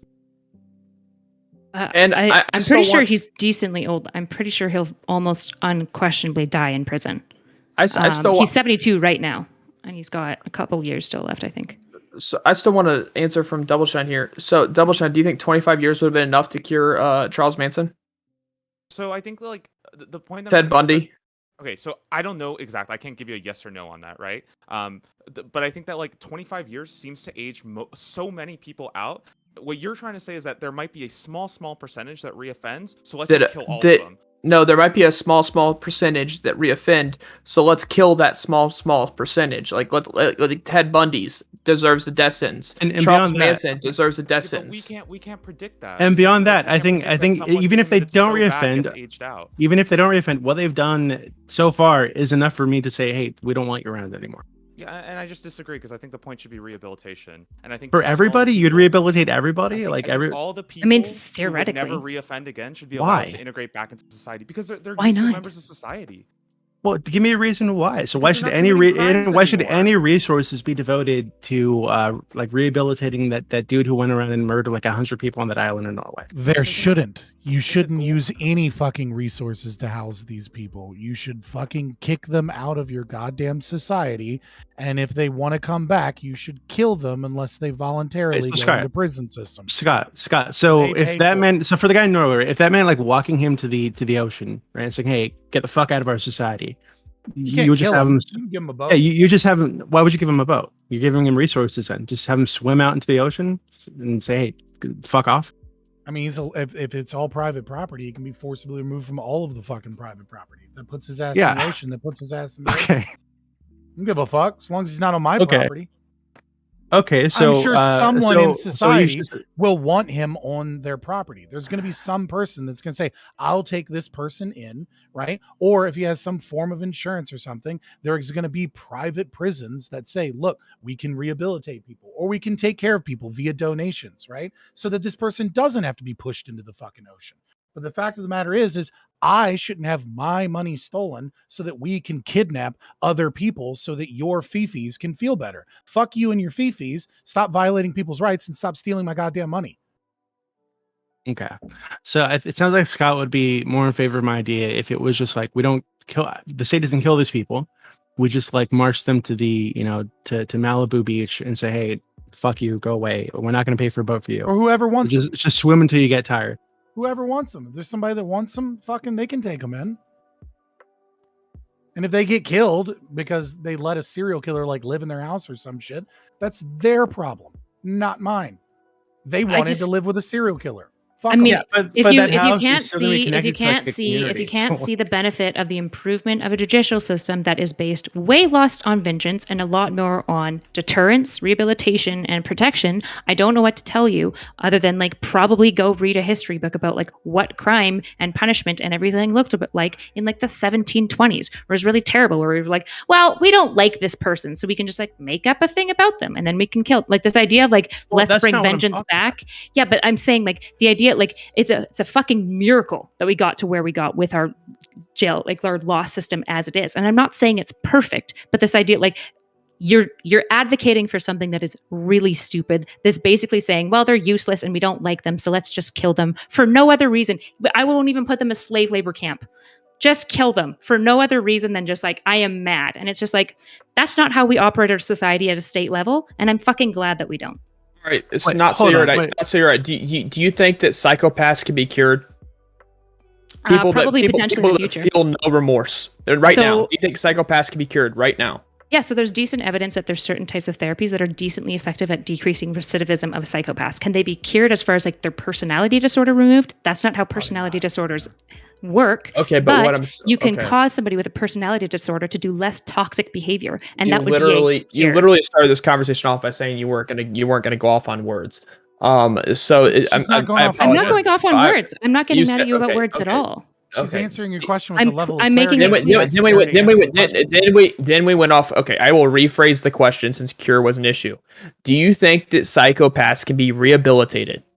Yes, probably. And not all of them right now, right? The efficacy of treatment for psychopaths isn't as strong as non-psychopaths right now. Like most people, by the way, in jail have ADHD, not psychopathy. Okay. I'm Of not the people arguing who to have kill most psychopathy- people in jail. What? Yeah, I think I'm not you- arguing Do you to think kill most most people in jail. psychopaths? Wait, do you think most murders are done by psychopaths? No, I'm making a simple argument because there are some prolific serial killers that have psychopathy, have no remorse at all whatsoever. Yep. They have psychopathy. And so I'm asking, okay, so do you think that level of What's the policy psychopathy, we make? do you think If that somebody level of gets 40 out of psychopathy can be 30? rehabilitated? So the question is so we have to make a policy about this. Is it like when somebody's been serial killer enough that we hate them? Is it mass murderer? Is it somebody who's killed more than 2? Like what is this number? Is it their psychopathy scoring? Is it somebody who's 40 out of 40? What about 39 out of 40? Those fuckers are pretty bad. Like this is like when you're getting to a policy level, it's If a really like jury- it's such bad logic. It's not that If difficult. a jury difficult. believes they deserve the death sentence, that's the line. If a jury believes they deserve the death sentence. Wait, then hold sit- on. I But don't all think- these decisions God. are No. arbitrary. Please, can I? That's what Just- we're. yeah, I feel like that's you're what just we're throwing the baby out with the bathwater here, saying, "Hey, in the past, vengeance and retribution have been used in negative ways. They've been used to tar and feather people and to put people on trial for witchcraft and yada yada. So we just can't have that at all. Right? That's really silly, right? Well, you're still I think using we're vengeance. speaking about a Just to very be clear, yeah. juries I'm saying don't that typically vengeance. decide I'm saying there's sentencing, a correct? place for vengeance in justice, right? But death sentence No. they do. And I'm saying no. So stop. So we're talking about a very specific group of people, not people who got mad at their wife and pulled out a knife and stabbed her, or punched someone in the head and they died accidentally, or got really mad at the next door neighbor and was in an argument and pulled out a gun and shot him. We're talking about people who made plans to murder people over and over and over again and did it over and over and over again. Right? We're not talking about like one-off, oh shit, I fucked up and I killed this guy because he made me really mad, or the wife who just wanted a fucking life insurance policy so she killed her husband. We're talking about like serious repeat offenders who got off on killing these people and have had every intention of continuing to do it before they were caught. Right. Did So for any these of them people, ever get out of jail? Just a question. All those people you listed, have any of them ever gotten out of jail? there's one in I think it's in Nicaragua. I think it's Nicaragua. The one of the most prolific serial killers in history is like out loose right now. He's called like the monster of the Andes. He killed over 200 young girls, and because of the way the justice system works, he got out after like 20 years, and nobody knows where the fuck he is. Yeah, so these people, nobody fucking knows. Nobody knows where he is. Right? So, but I think if you have somebody like this who's killed What 200 country was fucking this in? people, I think it's like Nicaragua. He's called like the monster of the Andes. Or, Okay, I think- don't know how Nicaraguan jail, so I Wait, don't hold know on. exactly. Can I just say really quickly? So if you have somebody like this, these people fucking exist, right? The guy in Canada got up to almost 50 people. Golden State Killer, I think over 50 people. The Grim Sleeper, I think over 50 people. So these people with extremely high body counts who dedicated decades of their life to finding ways to murder people exist. The guy in fucking Nicaragua, 200 fucking people at least. Right, so if these people exist, and they do, when this guy pops up and we find, hey, fuck, he's killed almost 200 people, he's admitting to it, what do we do with this guy? I don't think 25 years is enough, even if he's an old man at the end of that 25 years. I would say, But hey, you're we just admitting- don't want you anymore, so fuck Doobie. you, you're going to die. Doobie, So you're you admitting, reform all of the you're justice admitting, system around Doobie, you're admitting, 0.0001% of Doobie. crimes because of one case of No, one I'm individual in saying- a Doobie. different judicial system that got I'm out. not talking For whatever about. reason, his parole also just like, I don't know what the fuck happened with his parole or his probation or anything. Like, what do you mean? I'm not Doobie, talking you're about forming the admitting- entire justice system around executing people. We're talking about a very small percentage of people who do this level of terrible shit who should be executed. Doobie, you are admitting when you make that argument that there is an arbitrary line, right, that you draw, and then once that threshold is met, you will kill these people. Now, Yes. right, and so the problem with doing that is when you're asked justify that line and what crosses over that line and what is under that line, and you're right, like this is the crux of the argument here, is that once you make an arbitrary line, right, you're no longer in the space of you're trying to determine when people lose their right to their own life. And then you're saying that when they lose the right to their own life is based off of arbitrary metrics that I decide that is probabilistic. And I think Okay, that so- that is a problem, because that means even if it's probabilistic, that whatever the justification is, that there are going to be some people that slip through the cracks, people that could have been made productive members of society, but you killed them as a worthy sacrifice to justify that it's okay to kill these people. Okay, so I think this arbitrary line that you're talking about already exists. This is what serial killers are, right? It's not just a thing people say. It is like a designation that these people are given because they're committing multiple murders over a long span of time, and it's not for like financial gain. It's not because they're upset with a person. It's for some kind of like psychological gratification, right? It's because they get off on murdering people. Right. So this is the group I'm talking about. The arbitrary line already exists. A category exists. I'm talking about, hey, if you cross into this category, execution's on the table.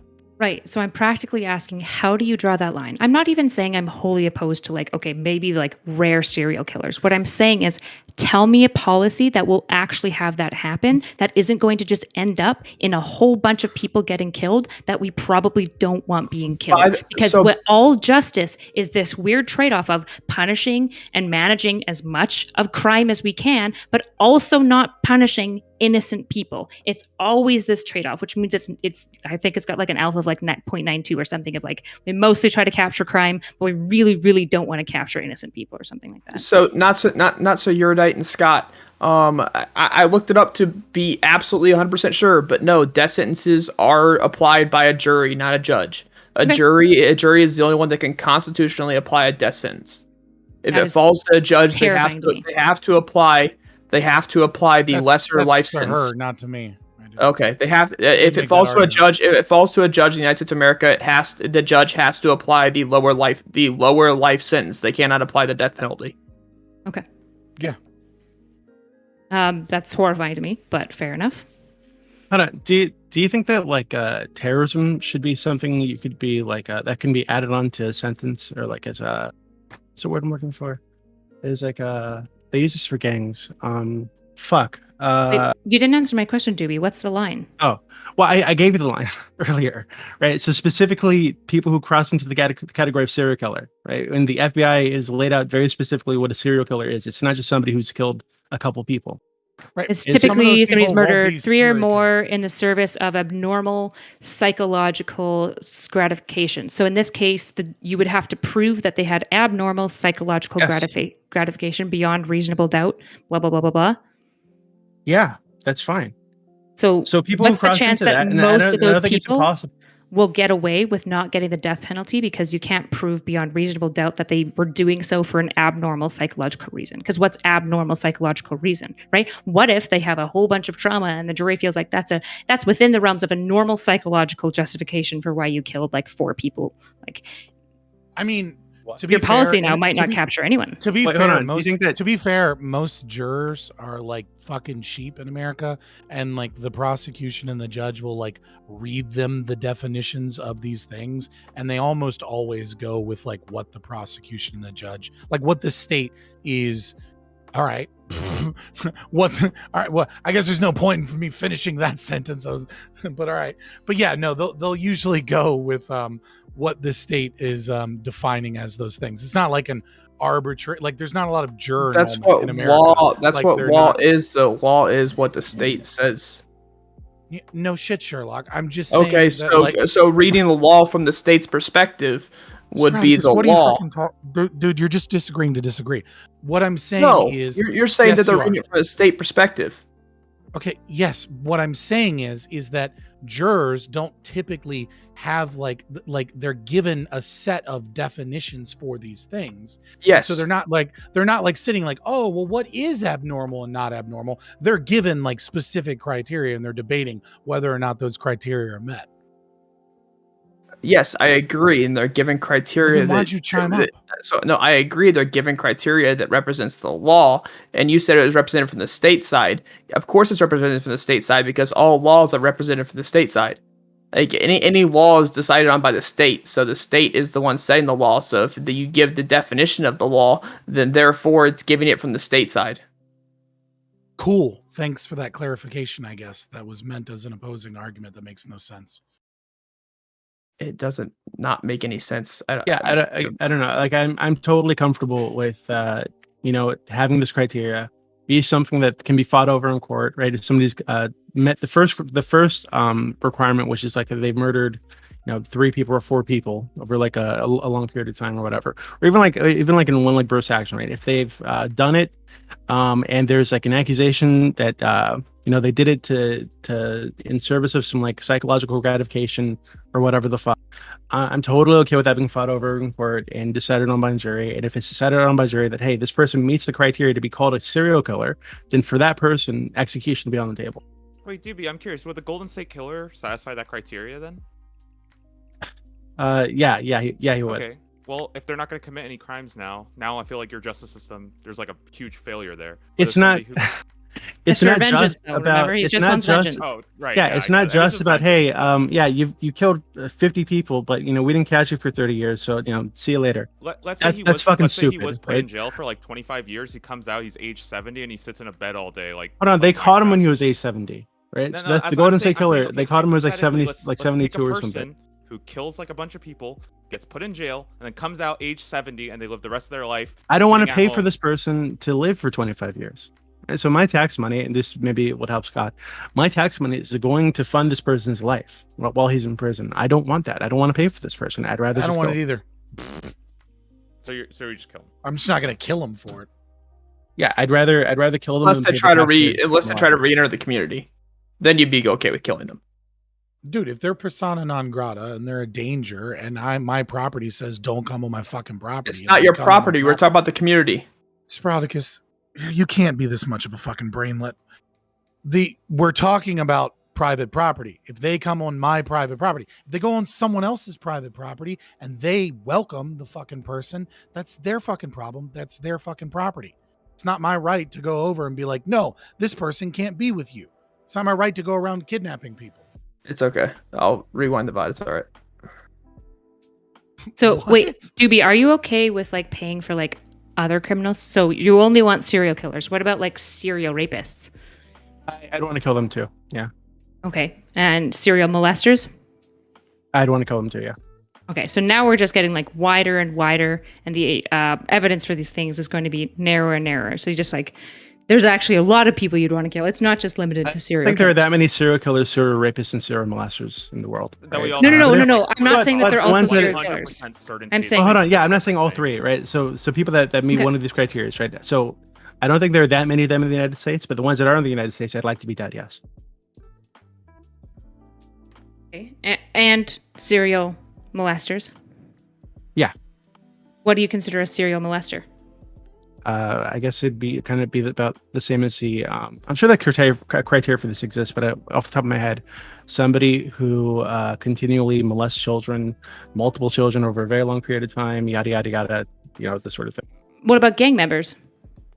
They're like serial criminals. Like they just do. No, I think it would depend. It would depend. What about serial kidnappers? It would depend. You can get charged with kidnapping for like very silly things. Sure, but let's say the kind of the gang trifecta of charges is typically drug charges, weapon charges, and kidnappings. What if they have like all three of those? If the jury decides that it deserves a death sentence, then No, Spartacus, we're asking what you guys. It really depends. So hold on. So to be clear, there are some drug dealers. That's my line. That's my line. 12 jurors have to agree that it's worth a death sentence unanimously. If you're sitting on that jury, what would you say? I would need to look at all the facts. Oh my. Hold on. So to be super clear, there are some drug dealers that I'd even want to kill. Right? Like if somebody is like a drug fucking kingpin or whatever, or even like just like a massive drug dealer, and he's contributed harm to the community for years, and he's poisoned thousands of people, whatever the fuck. Yeah, I think that guy should be killed if he's caught. Where's somebody Murdoch when you need him? Somebody like fucking El Chapo or something. Right? If we catch him, yeah, I don't care if we can't get any evidence that you murdered somebody. We have evidence that you ran this organization that has destroyed the lives of countless people in many, many ways. So yeah, fuck you, you're gonna die. Okay. So there's just like actually a lot of people that you'd want to kill. There aren't that many of these people. The categories that we've been listing off, this is a tiny percentage of the population. Yeah, and it depends on what the policy is. And this percentage of the population we're talking about contributes massive harm to the society. Right? So of course. Right, but like the like policy line can't be he's a kingpin drug dealer. It would have to be a really specific number of charges, right? Like he's got to have fine. 15 felonies and blah blah blah blah blah. So you just want to make a whole bunch of new policies so that we can kill off a whole bunch of like these policies already exist. Policies already exist to go after gang members and who are like drug dealers, to go after like people who run massive organizations that deal drugs and import drugs and this thing. But not like, for this utopic death penalty. I don't think it's utopian at all. Like I don't see how this is utopian. I guess you're like creating this like ideal situation where like, well, we can get off all of the worst, absolutely guaranteed, and also minimize number of innocents die. And like if one innocent or two dies, like that might be okay, but it's probably going to be pretty rare. So like this trade-off's worth it, and we're going to start including more and more and more crimes. And so it's like we have all these policies for it, but it's like we don't have a policy for like when we're allowed to like kill a drug kingpin. Like, we don't have that policy. Hold on. Yeah, I don't know if we have it like yet, unfortunately. I'm sure some countries have it. In fact, I know that some countries have it, and it works out pretty well for them.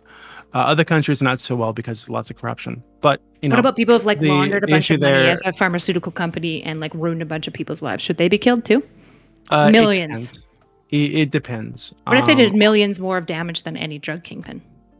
Well, the damage that the drug kingpins have done isn't like monetary. It is, but it's more that what I'm more concerned about is what they've done to like people's lives and like drive them into addiction, into overdosing. You mean like Purdue Pharma and the Sacklers? Yeah. Like I want to killing all of the politicians and the people in the FDA that worked with them to make this problem exist. With the Sacklers, I'd immediately seize all of their assets, have some kind of like fund for their victims, and then execute them for the terrible shit they've done. I mean, like they should certainly be penniless because the amount of damages that they would have to pay for restitution is far more money than they. And again, if they did this knowing the damage that they're doing to society, fuck them. They killed thousands of people, destroyed countless more lives. Fuck them. I don't care. I don't want them alive anymore. You heard it here, folks. Doobie supports Eat the Rich. All right. I am supportive, and I've talked about it before. Erudite was going in this direction, but of executing the people who were responsible, like the main players who were responsible for the 2008 financial crisis, like the crime of a century. And the scale of the damage done by those individuals, the amount of suffering that people are still dealing with today, right? I would do it to send a message. I would do it because I think those people have, like, in terms of the misery, like how many other criminals within this century will be able to do anything on that scale? They're as bad or worse than any of the serial killers I've mentioned. Yeah, so fuck them. Yeah, no, I think they're worse, and to think that they walked away from that, I'd be willing to kill them. Absolutely. You know, through the government, right? You know, because that's the killing that matters, right? Isn't that the issue though? Isn't that the issue though? Is that like because of their wealth and whatnot that they were able to obfuscate the law, not because the law itself and like how it's working is a problem? Like what if they had been able to like be properly tried for their crimes like any like middle class dude would be, and got all of the sentencing and stuff that they would have received as just like a normal person, not a rich person? Would you still want to kill them, or would you rather put them in jail? I'm fine with killing them. But In Minecraft. No, I mean in real life, no. I'm talking about in terms of the state doing it, right? So yeah, here's the thing. As long as you don't threaten to do it We're yourself, killing people. We got a you lot of politicians and government and you're workers to talking kill about too. like through the state, then it's fine, right? But if you're talking about executions of the state, then it's fine. So yes, well, I'd be fine with killing them through the state. Not me. I'm not threatening anyone, but through the state. Well, there's a lot of state people we'd have to kill too. For what goal? Like, why do we want to kill them? I don't. I was just They've saying. destroyed countless lives, and they've done like innumerable harm to our society. So like, yeah, I again, vengeance. you're gonna say, hey, what if? Yes, Yeah. justice. Yes, Yeah, justice. yeah. I mean, do we not execute the Nazis terrifying. who were like pushing Jews into gas chambers? Yeah, of course we execute them. Fuck them. So not so erudite. You say that's terrifying, but you also talk about war crimes. War crimes is very, very possible to receive a death sentence for a war crime. So with that, like they only committed it because they were at war. They're probably not likely to reoffend. You think they should just be like 5 years? Well, war crimes are a very distinctive type of crime, from my understanding, right? Like, it's not like they're just like, oh, you murdered somebody. Like, I feel like these are pretty different concepts that we're now going into. Also, really far from sex abuse by therapists. But Yeah, for sure. Enough, but no, We've gotten far enough away from that, though. Yeah, but in terms of the people from the financial crisis, well, one, they're doing white collar crime, so it's not as if that they like becoming they'll age out of that, right? We have those kind of crooks in their 50s, 60s, 70s, right? They just give orders, and then from there, people can execute even the actions themselves for them, like fucking mob bosses or some shit, right? Like, so it's not like that they can age out of their criminality, and I think that we should honestly put the fear of God into people who work in the financial industries, because But isn't that the issue? Is that like deterrence isn't working because we're not charging any of these people for anything? Like, it's not proof that the system itself is, well, it's proof that the system's failing, but not that the principles of it are failing. It's proof that like the whole system overall has become corrupt. I hear but that you. doesn't mean that like It was we just always start corrupt. killing people, because that's not even necessarily going to be good deterrence, because death isn't necessarily the best deterrence, because almost everyone gets away with stuff in this system. Oh, sorry. Could you repeat that last part again? I didn't understand. So you said you'd rather kill them than have them like be just like charged and put away properly, correct? Oh, I mean, they'll be charged. I mean, I'm not like pulling people out of their offices and putting a bullet to their head. Obviously, I'm talking about like going through a court case. Yeah, and like the state state doing it, not me. Twitch. So yeah. Right. Two Wait, hold on, types- can I ask a question? There's So- two things to deterrence. How likely are you to get caught? And then Yes. the punishment. That's what Not So Erudite is trying to elucidate, right? Okay. If a very small amount of people actually go to jail and get caught, and those people get life in prison or they get executed, but most people get away with it because they have the money or regulatory capture of the state because the state is corrupt, or because they're in institutions or they can run away, then it doesn't matter how severe the punishment is. I hear you. No, so we need overhaul of our justice system to actually catch these individuals. No, I mean, If I only agree. we vote for the I right agree people, it'll for- be fixed. The issue can I is ask a that if question? you just kill them, right? If you just kill like these select few and you're not just like relying on the proper system, it's unlikely that that's going to be effective deterrence, because it's We are probably going to be relying on the proper scapegoats. system. Look, so no. Can I ask it? All right, you go first. Because Erudite, it sounded like you weren't like opposed to the death penalty for war crimes, and that seems weird to me. I would so I have guess to I look just- up. So just to be clear, I prepared for a talk about sex abuse and therapists. I did not That's okay. plan for death, but no. But here's the thing, right? Is like typically my opinions are broadly informed by the research that I do. So when it comes to war crimes, it's so outside of the scope of things that I've like researched recently that to like weigh in any informed way, like all that's going to happen is I'm going to say a thing. You'll be like, well, that was inconsistent, and I'll be like, yeah, it probably was because I'm not informed on this. So it's like I can give you a shit opinion, but Okay, I then don't know how maybe it furthers I'll, things. I'll spare you the. So I'll spare you, what's oh no, wait 1 second. I'll spare you the question because you've admitted your opinion's gonna be shit, and that's okay with me. Um, I mean, no, double, but double shine. wait, Double, but wait 1 second, please. there's a little Double bit of shine. a- Wait, please, no, stop. Wait, please. Double shine. Okay, Mister. So the guys who were the architects of the fucking Holocaust, right? Going back to the Nazi example, I like so much. So these guys intentionally put together a fucking genocide that worked very well, killed many, many millions of people. Do you think it'd be reasonable to execute those guys? Not necessarily. I didn't say that I was wholly opposed to all death penalty. I even said maybe we can kill serial killers. I said, but here's the thing: we have to get really clear about what that policy looks like. So not so erudite. Yeah, What's well, hold the on. So difference- wait, wait. double Can I bring something up? double It's directly related to what she's saying. So not so erudite. What I'm gonna double ask shine. you, so why does it matter if someone raped and killed during war versus raped and killed society, and your idea of what kind of punishment they should receive? So we haven't elucidated what specific war crimes you'd like to put them down. Do be elucidated to top leaders who organized and put together the genocide, which is very different than like a random soldier who raped and killed. Russian soldiers raping and killing Ukrainians. I definitely don't think that every single Russian soldier who did those things should be just killed. Okay, Doobie, I guess to answer your question, I think war crimes is a little bit different because we're talking about people who are operating outside of our society.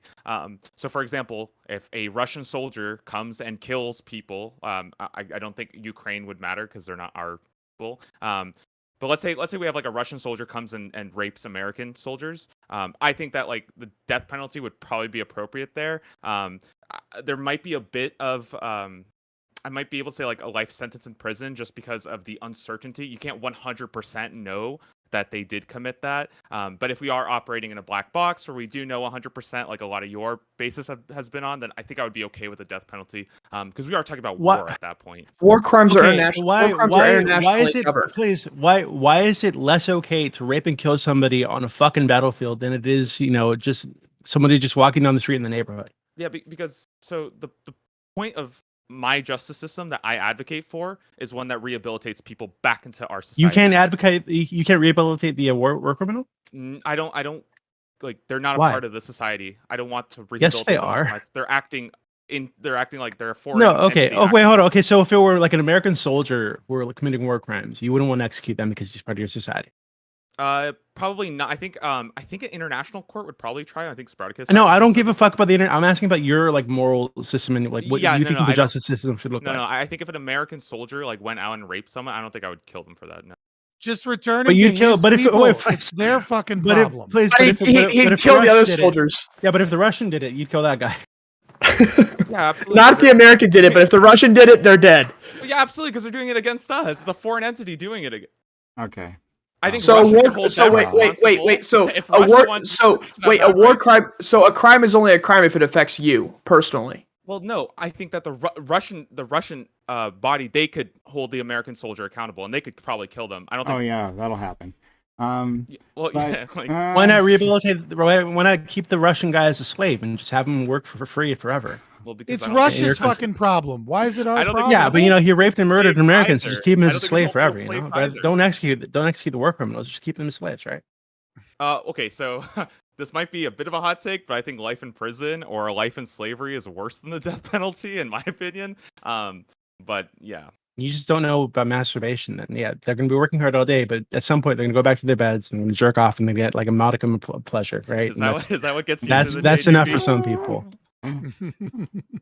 Well, you can. They're gonna you fuck their can- cellmate in the ass, and that's enough for some people You to can build a maim life. people enough so that they can't do that either. Erudite. So I wanted to, before we wrap Slave things up, eunuchs now? for this part of the stream, right? We'll still have more we'll be slowly stripping more off this. But anyway, before we do that, I just want to try to address what you were saying, because maybe I'm missing it, and maybe I wasn't doing a good job. But you're talking about how our justice system right now is inadequate to properly find the people who have committed the financial crisis, who caused that. And then because of that, any justice that we would enact would be incomplete and not a proper deterrence, because we're not catching enough people, right? So like I think so part of justice. So a lot of part of So not obvious. Like as criminal theory, I guess, is that you have to make it clear, right, to the general populace that if you commit a crime, right, the chances of you getting away are slim, right? That's one of the things you have to commit upon them. But in the financial industries, that is not the case at this point in time. Right. So Right. Is that a proper summary of what you were trying to say to me? Right. Like probably 2008 would have never happened if we were like actually like regulating this thing. And I don't know if it's because it's hard. It's probably a complex thing of like, it's hard to find these people. And also I don't think, because they're super rich. So I don't think we actually try them as often as like even when they're found. But so also they buy the government. Yeah, that too. So what I'm saying is like in this case, if we find like 3 people who we think are like most responsible and then we kill them, all that does is enact vengeance. It doesn't make society better. It doesn't make anyone's lives better. The ruin still happened, and we're not even effectively deterring, because there's no evidence that death penalties is more effective at deterrence than 25 years in prison. So it's like, it's literally just justice for vengeance. And like the idea of like vengeance alone is justice, just like is not something I'm going to get on board with.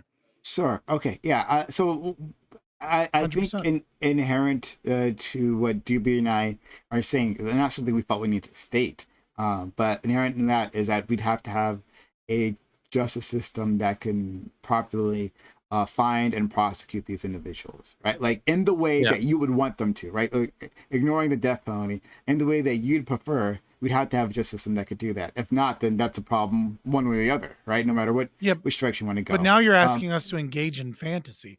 And if we're engaging in fantasy to that fantasy level, part?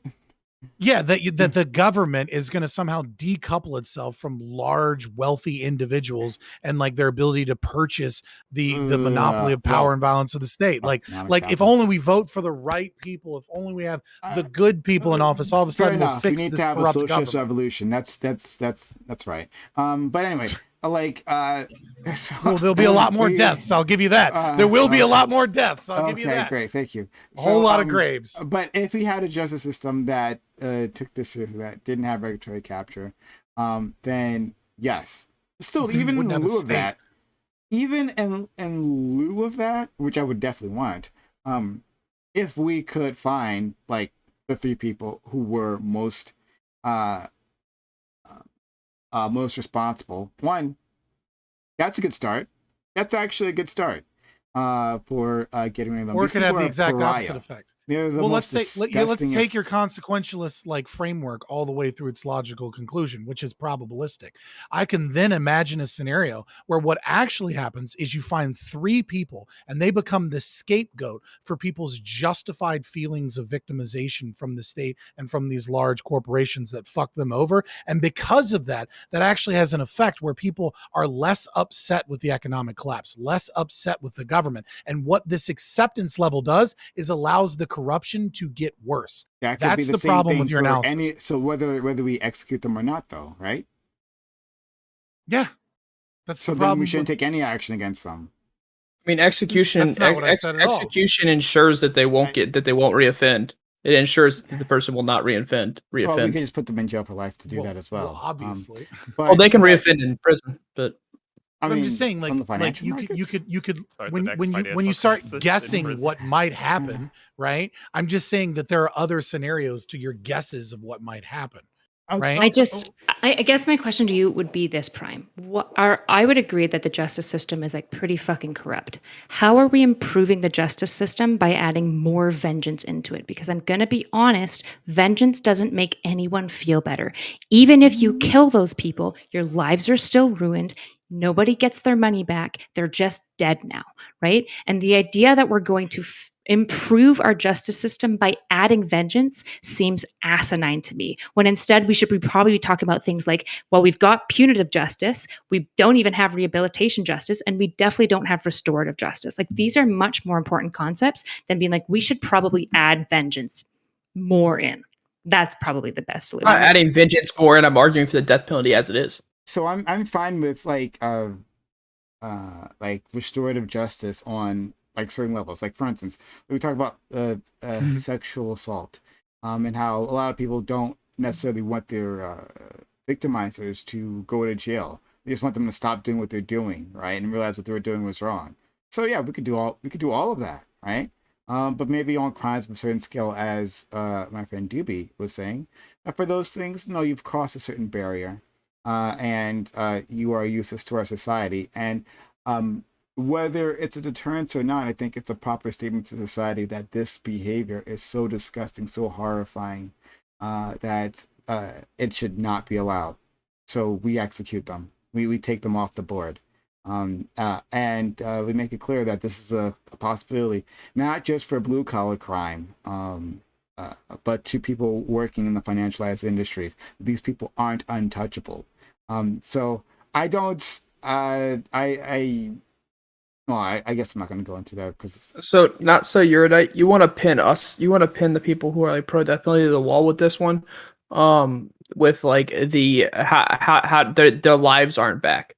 And so I'm curious to you, how does it make it better when someone knows that the person that killed their son or daughter is going to be out in 25 years and there's nothing they can do about it, and they just have to wait for their offender to go back onto the streets and just be on the streets in 25 years.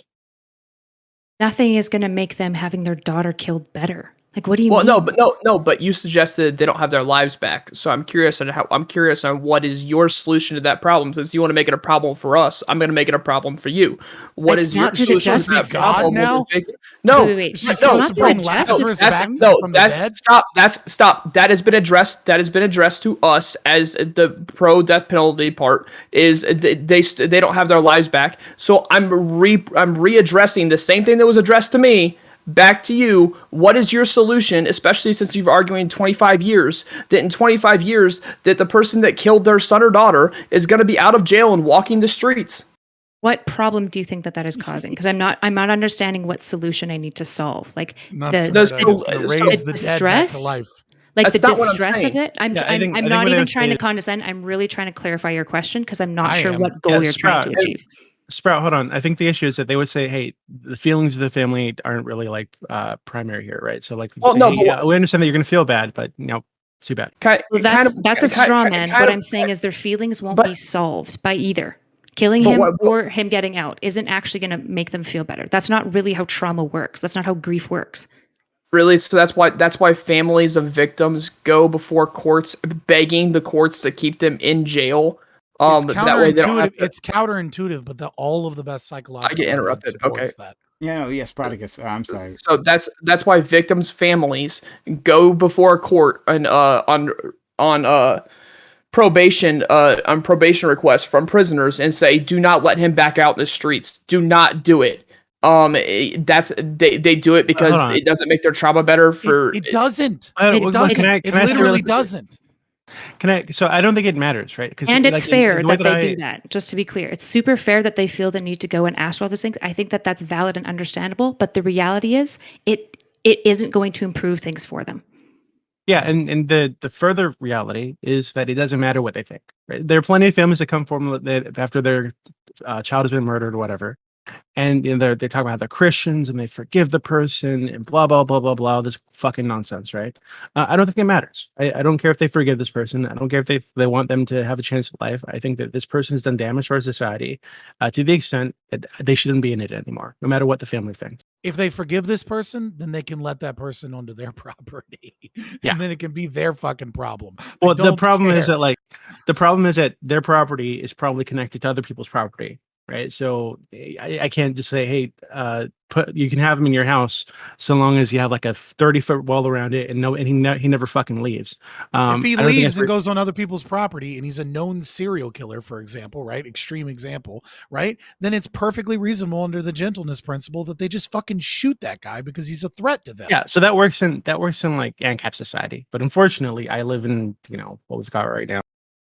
So because we don't have ANCAP society, and I think we're much further from ANCAP society than we are from my system, I want to push for my system. So Right.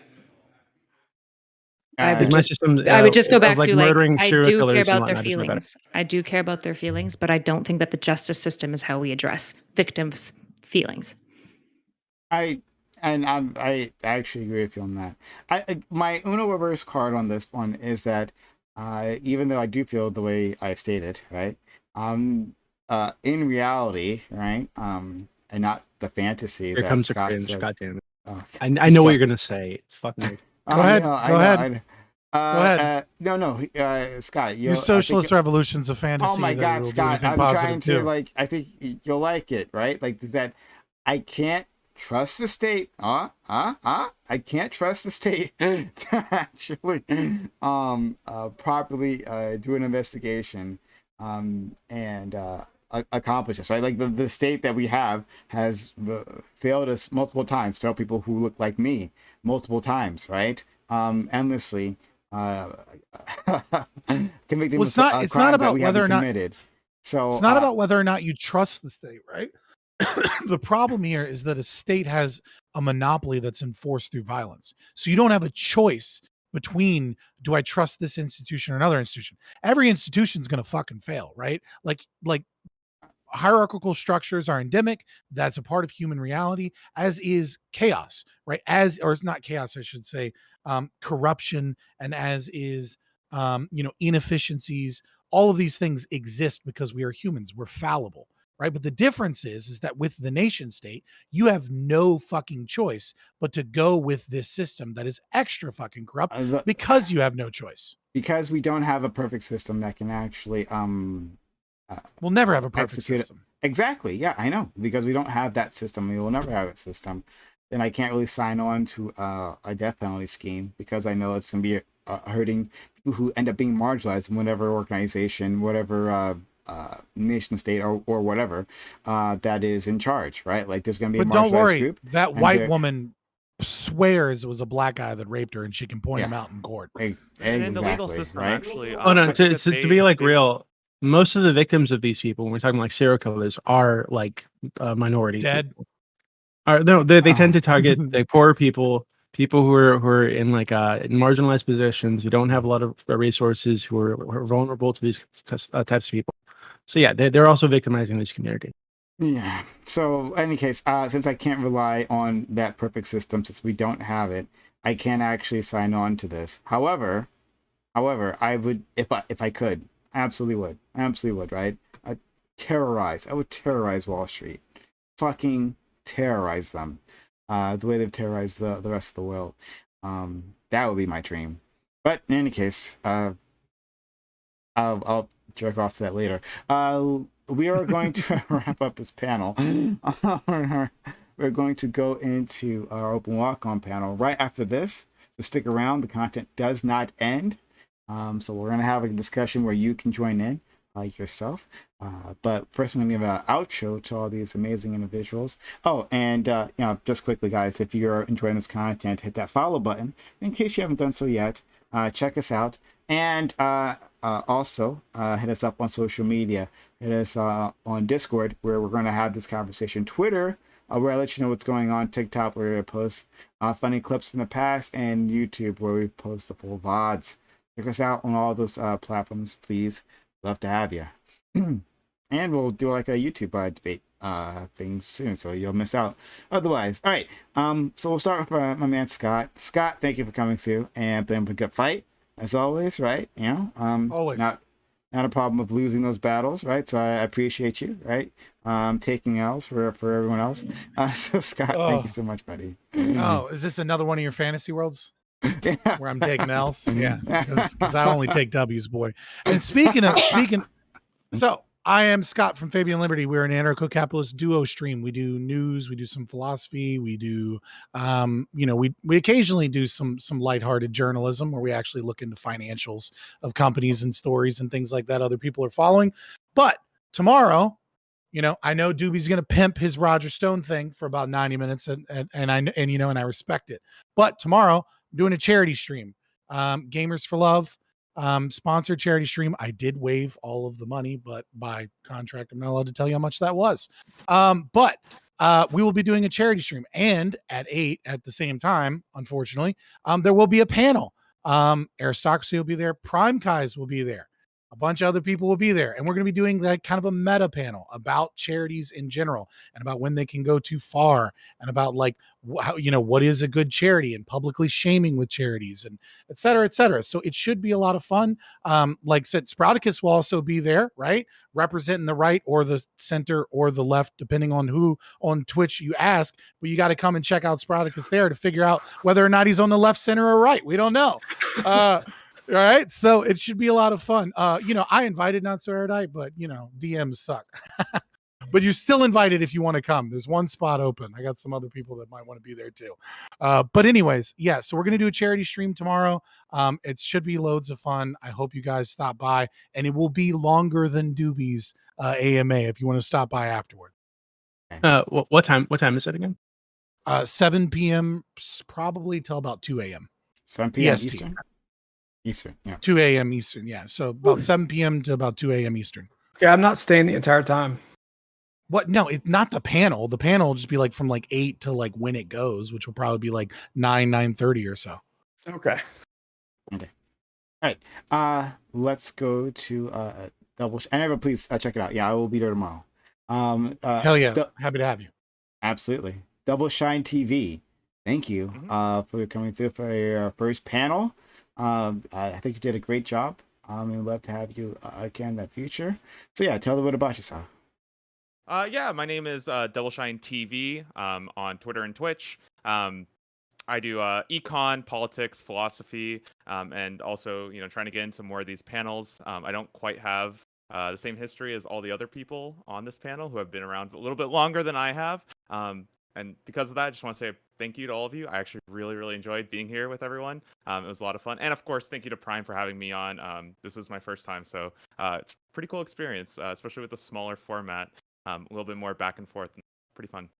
Okay. But yeah, I generally stream in the mornings. My schedule's a little bit up in the air, but if you like my content, feel free to follow me, and hopefully I'll be around a little bit more in the future. Absolutely. Seriously. It was really nice to have you. I'm glad your first time wasn't too bad, right? I'm glad we weren't too, flaccid like the way Doobie was saying before. First time's always the best, baby. I think that's we have a history, okay? I've been with you a couple times. All right. Next we have my man Sprouticus. Sprouticus put up a good fight, right? This was really fun. I like the direction you took some of our conversations, right? You surprised me with some things as well. But thank you, Sprouticus.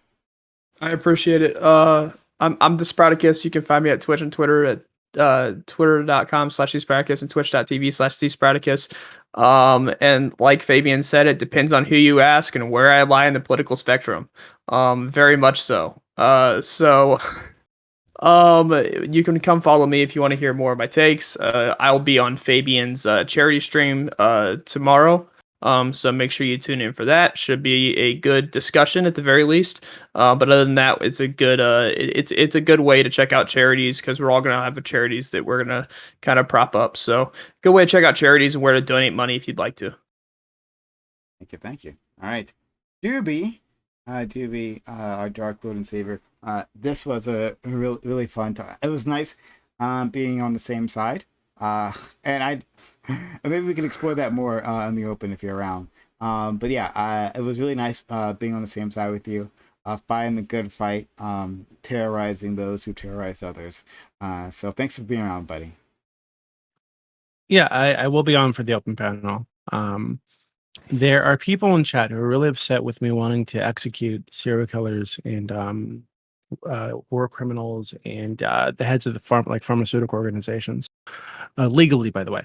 So for those people, if you want to talk to me about this, but why do you think I'm incorrect for whatever fucking reason, you can come into Prime's open panel. I'll definitely be there tonight. Tomorrow, I'm going to be hosting an AMA with Roger Stone on my server, discord.gg/politics.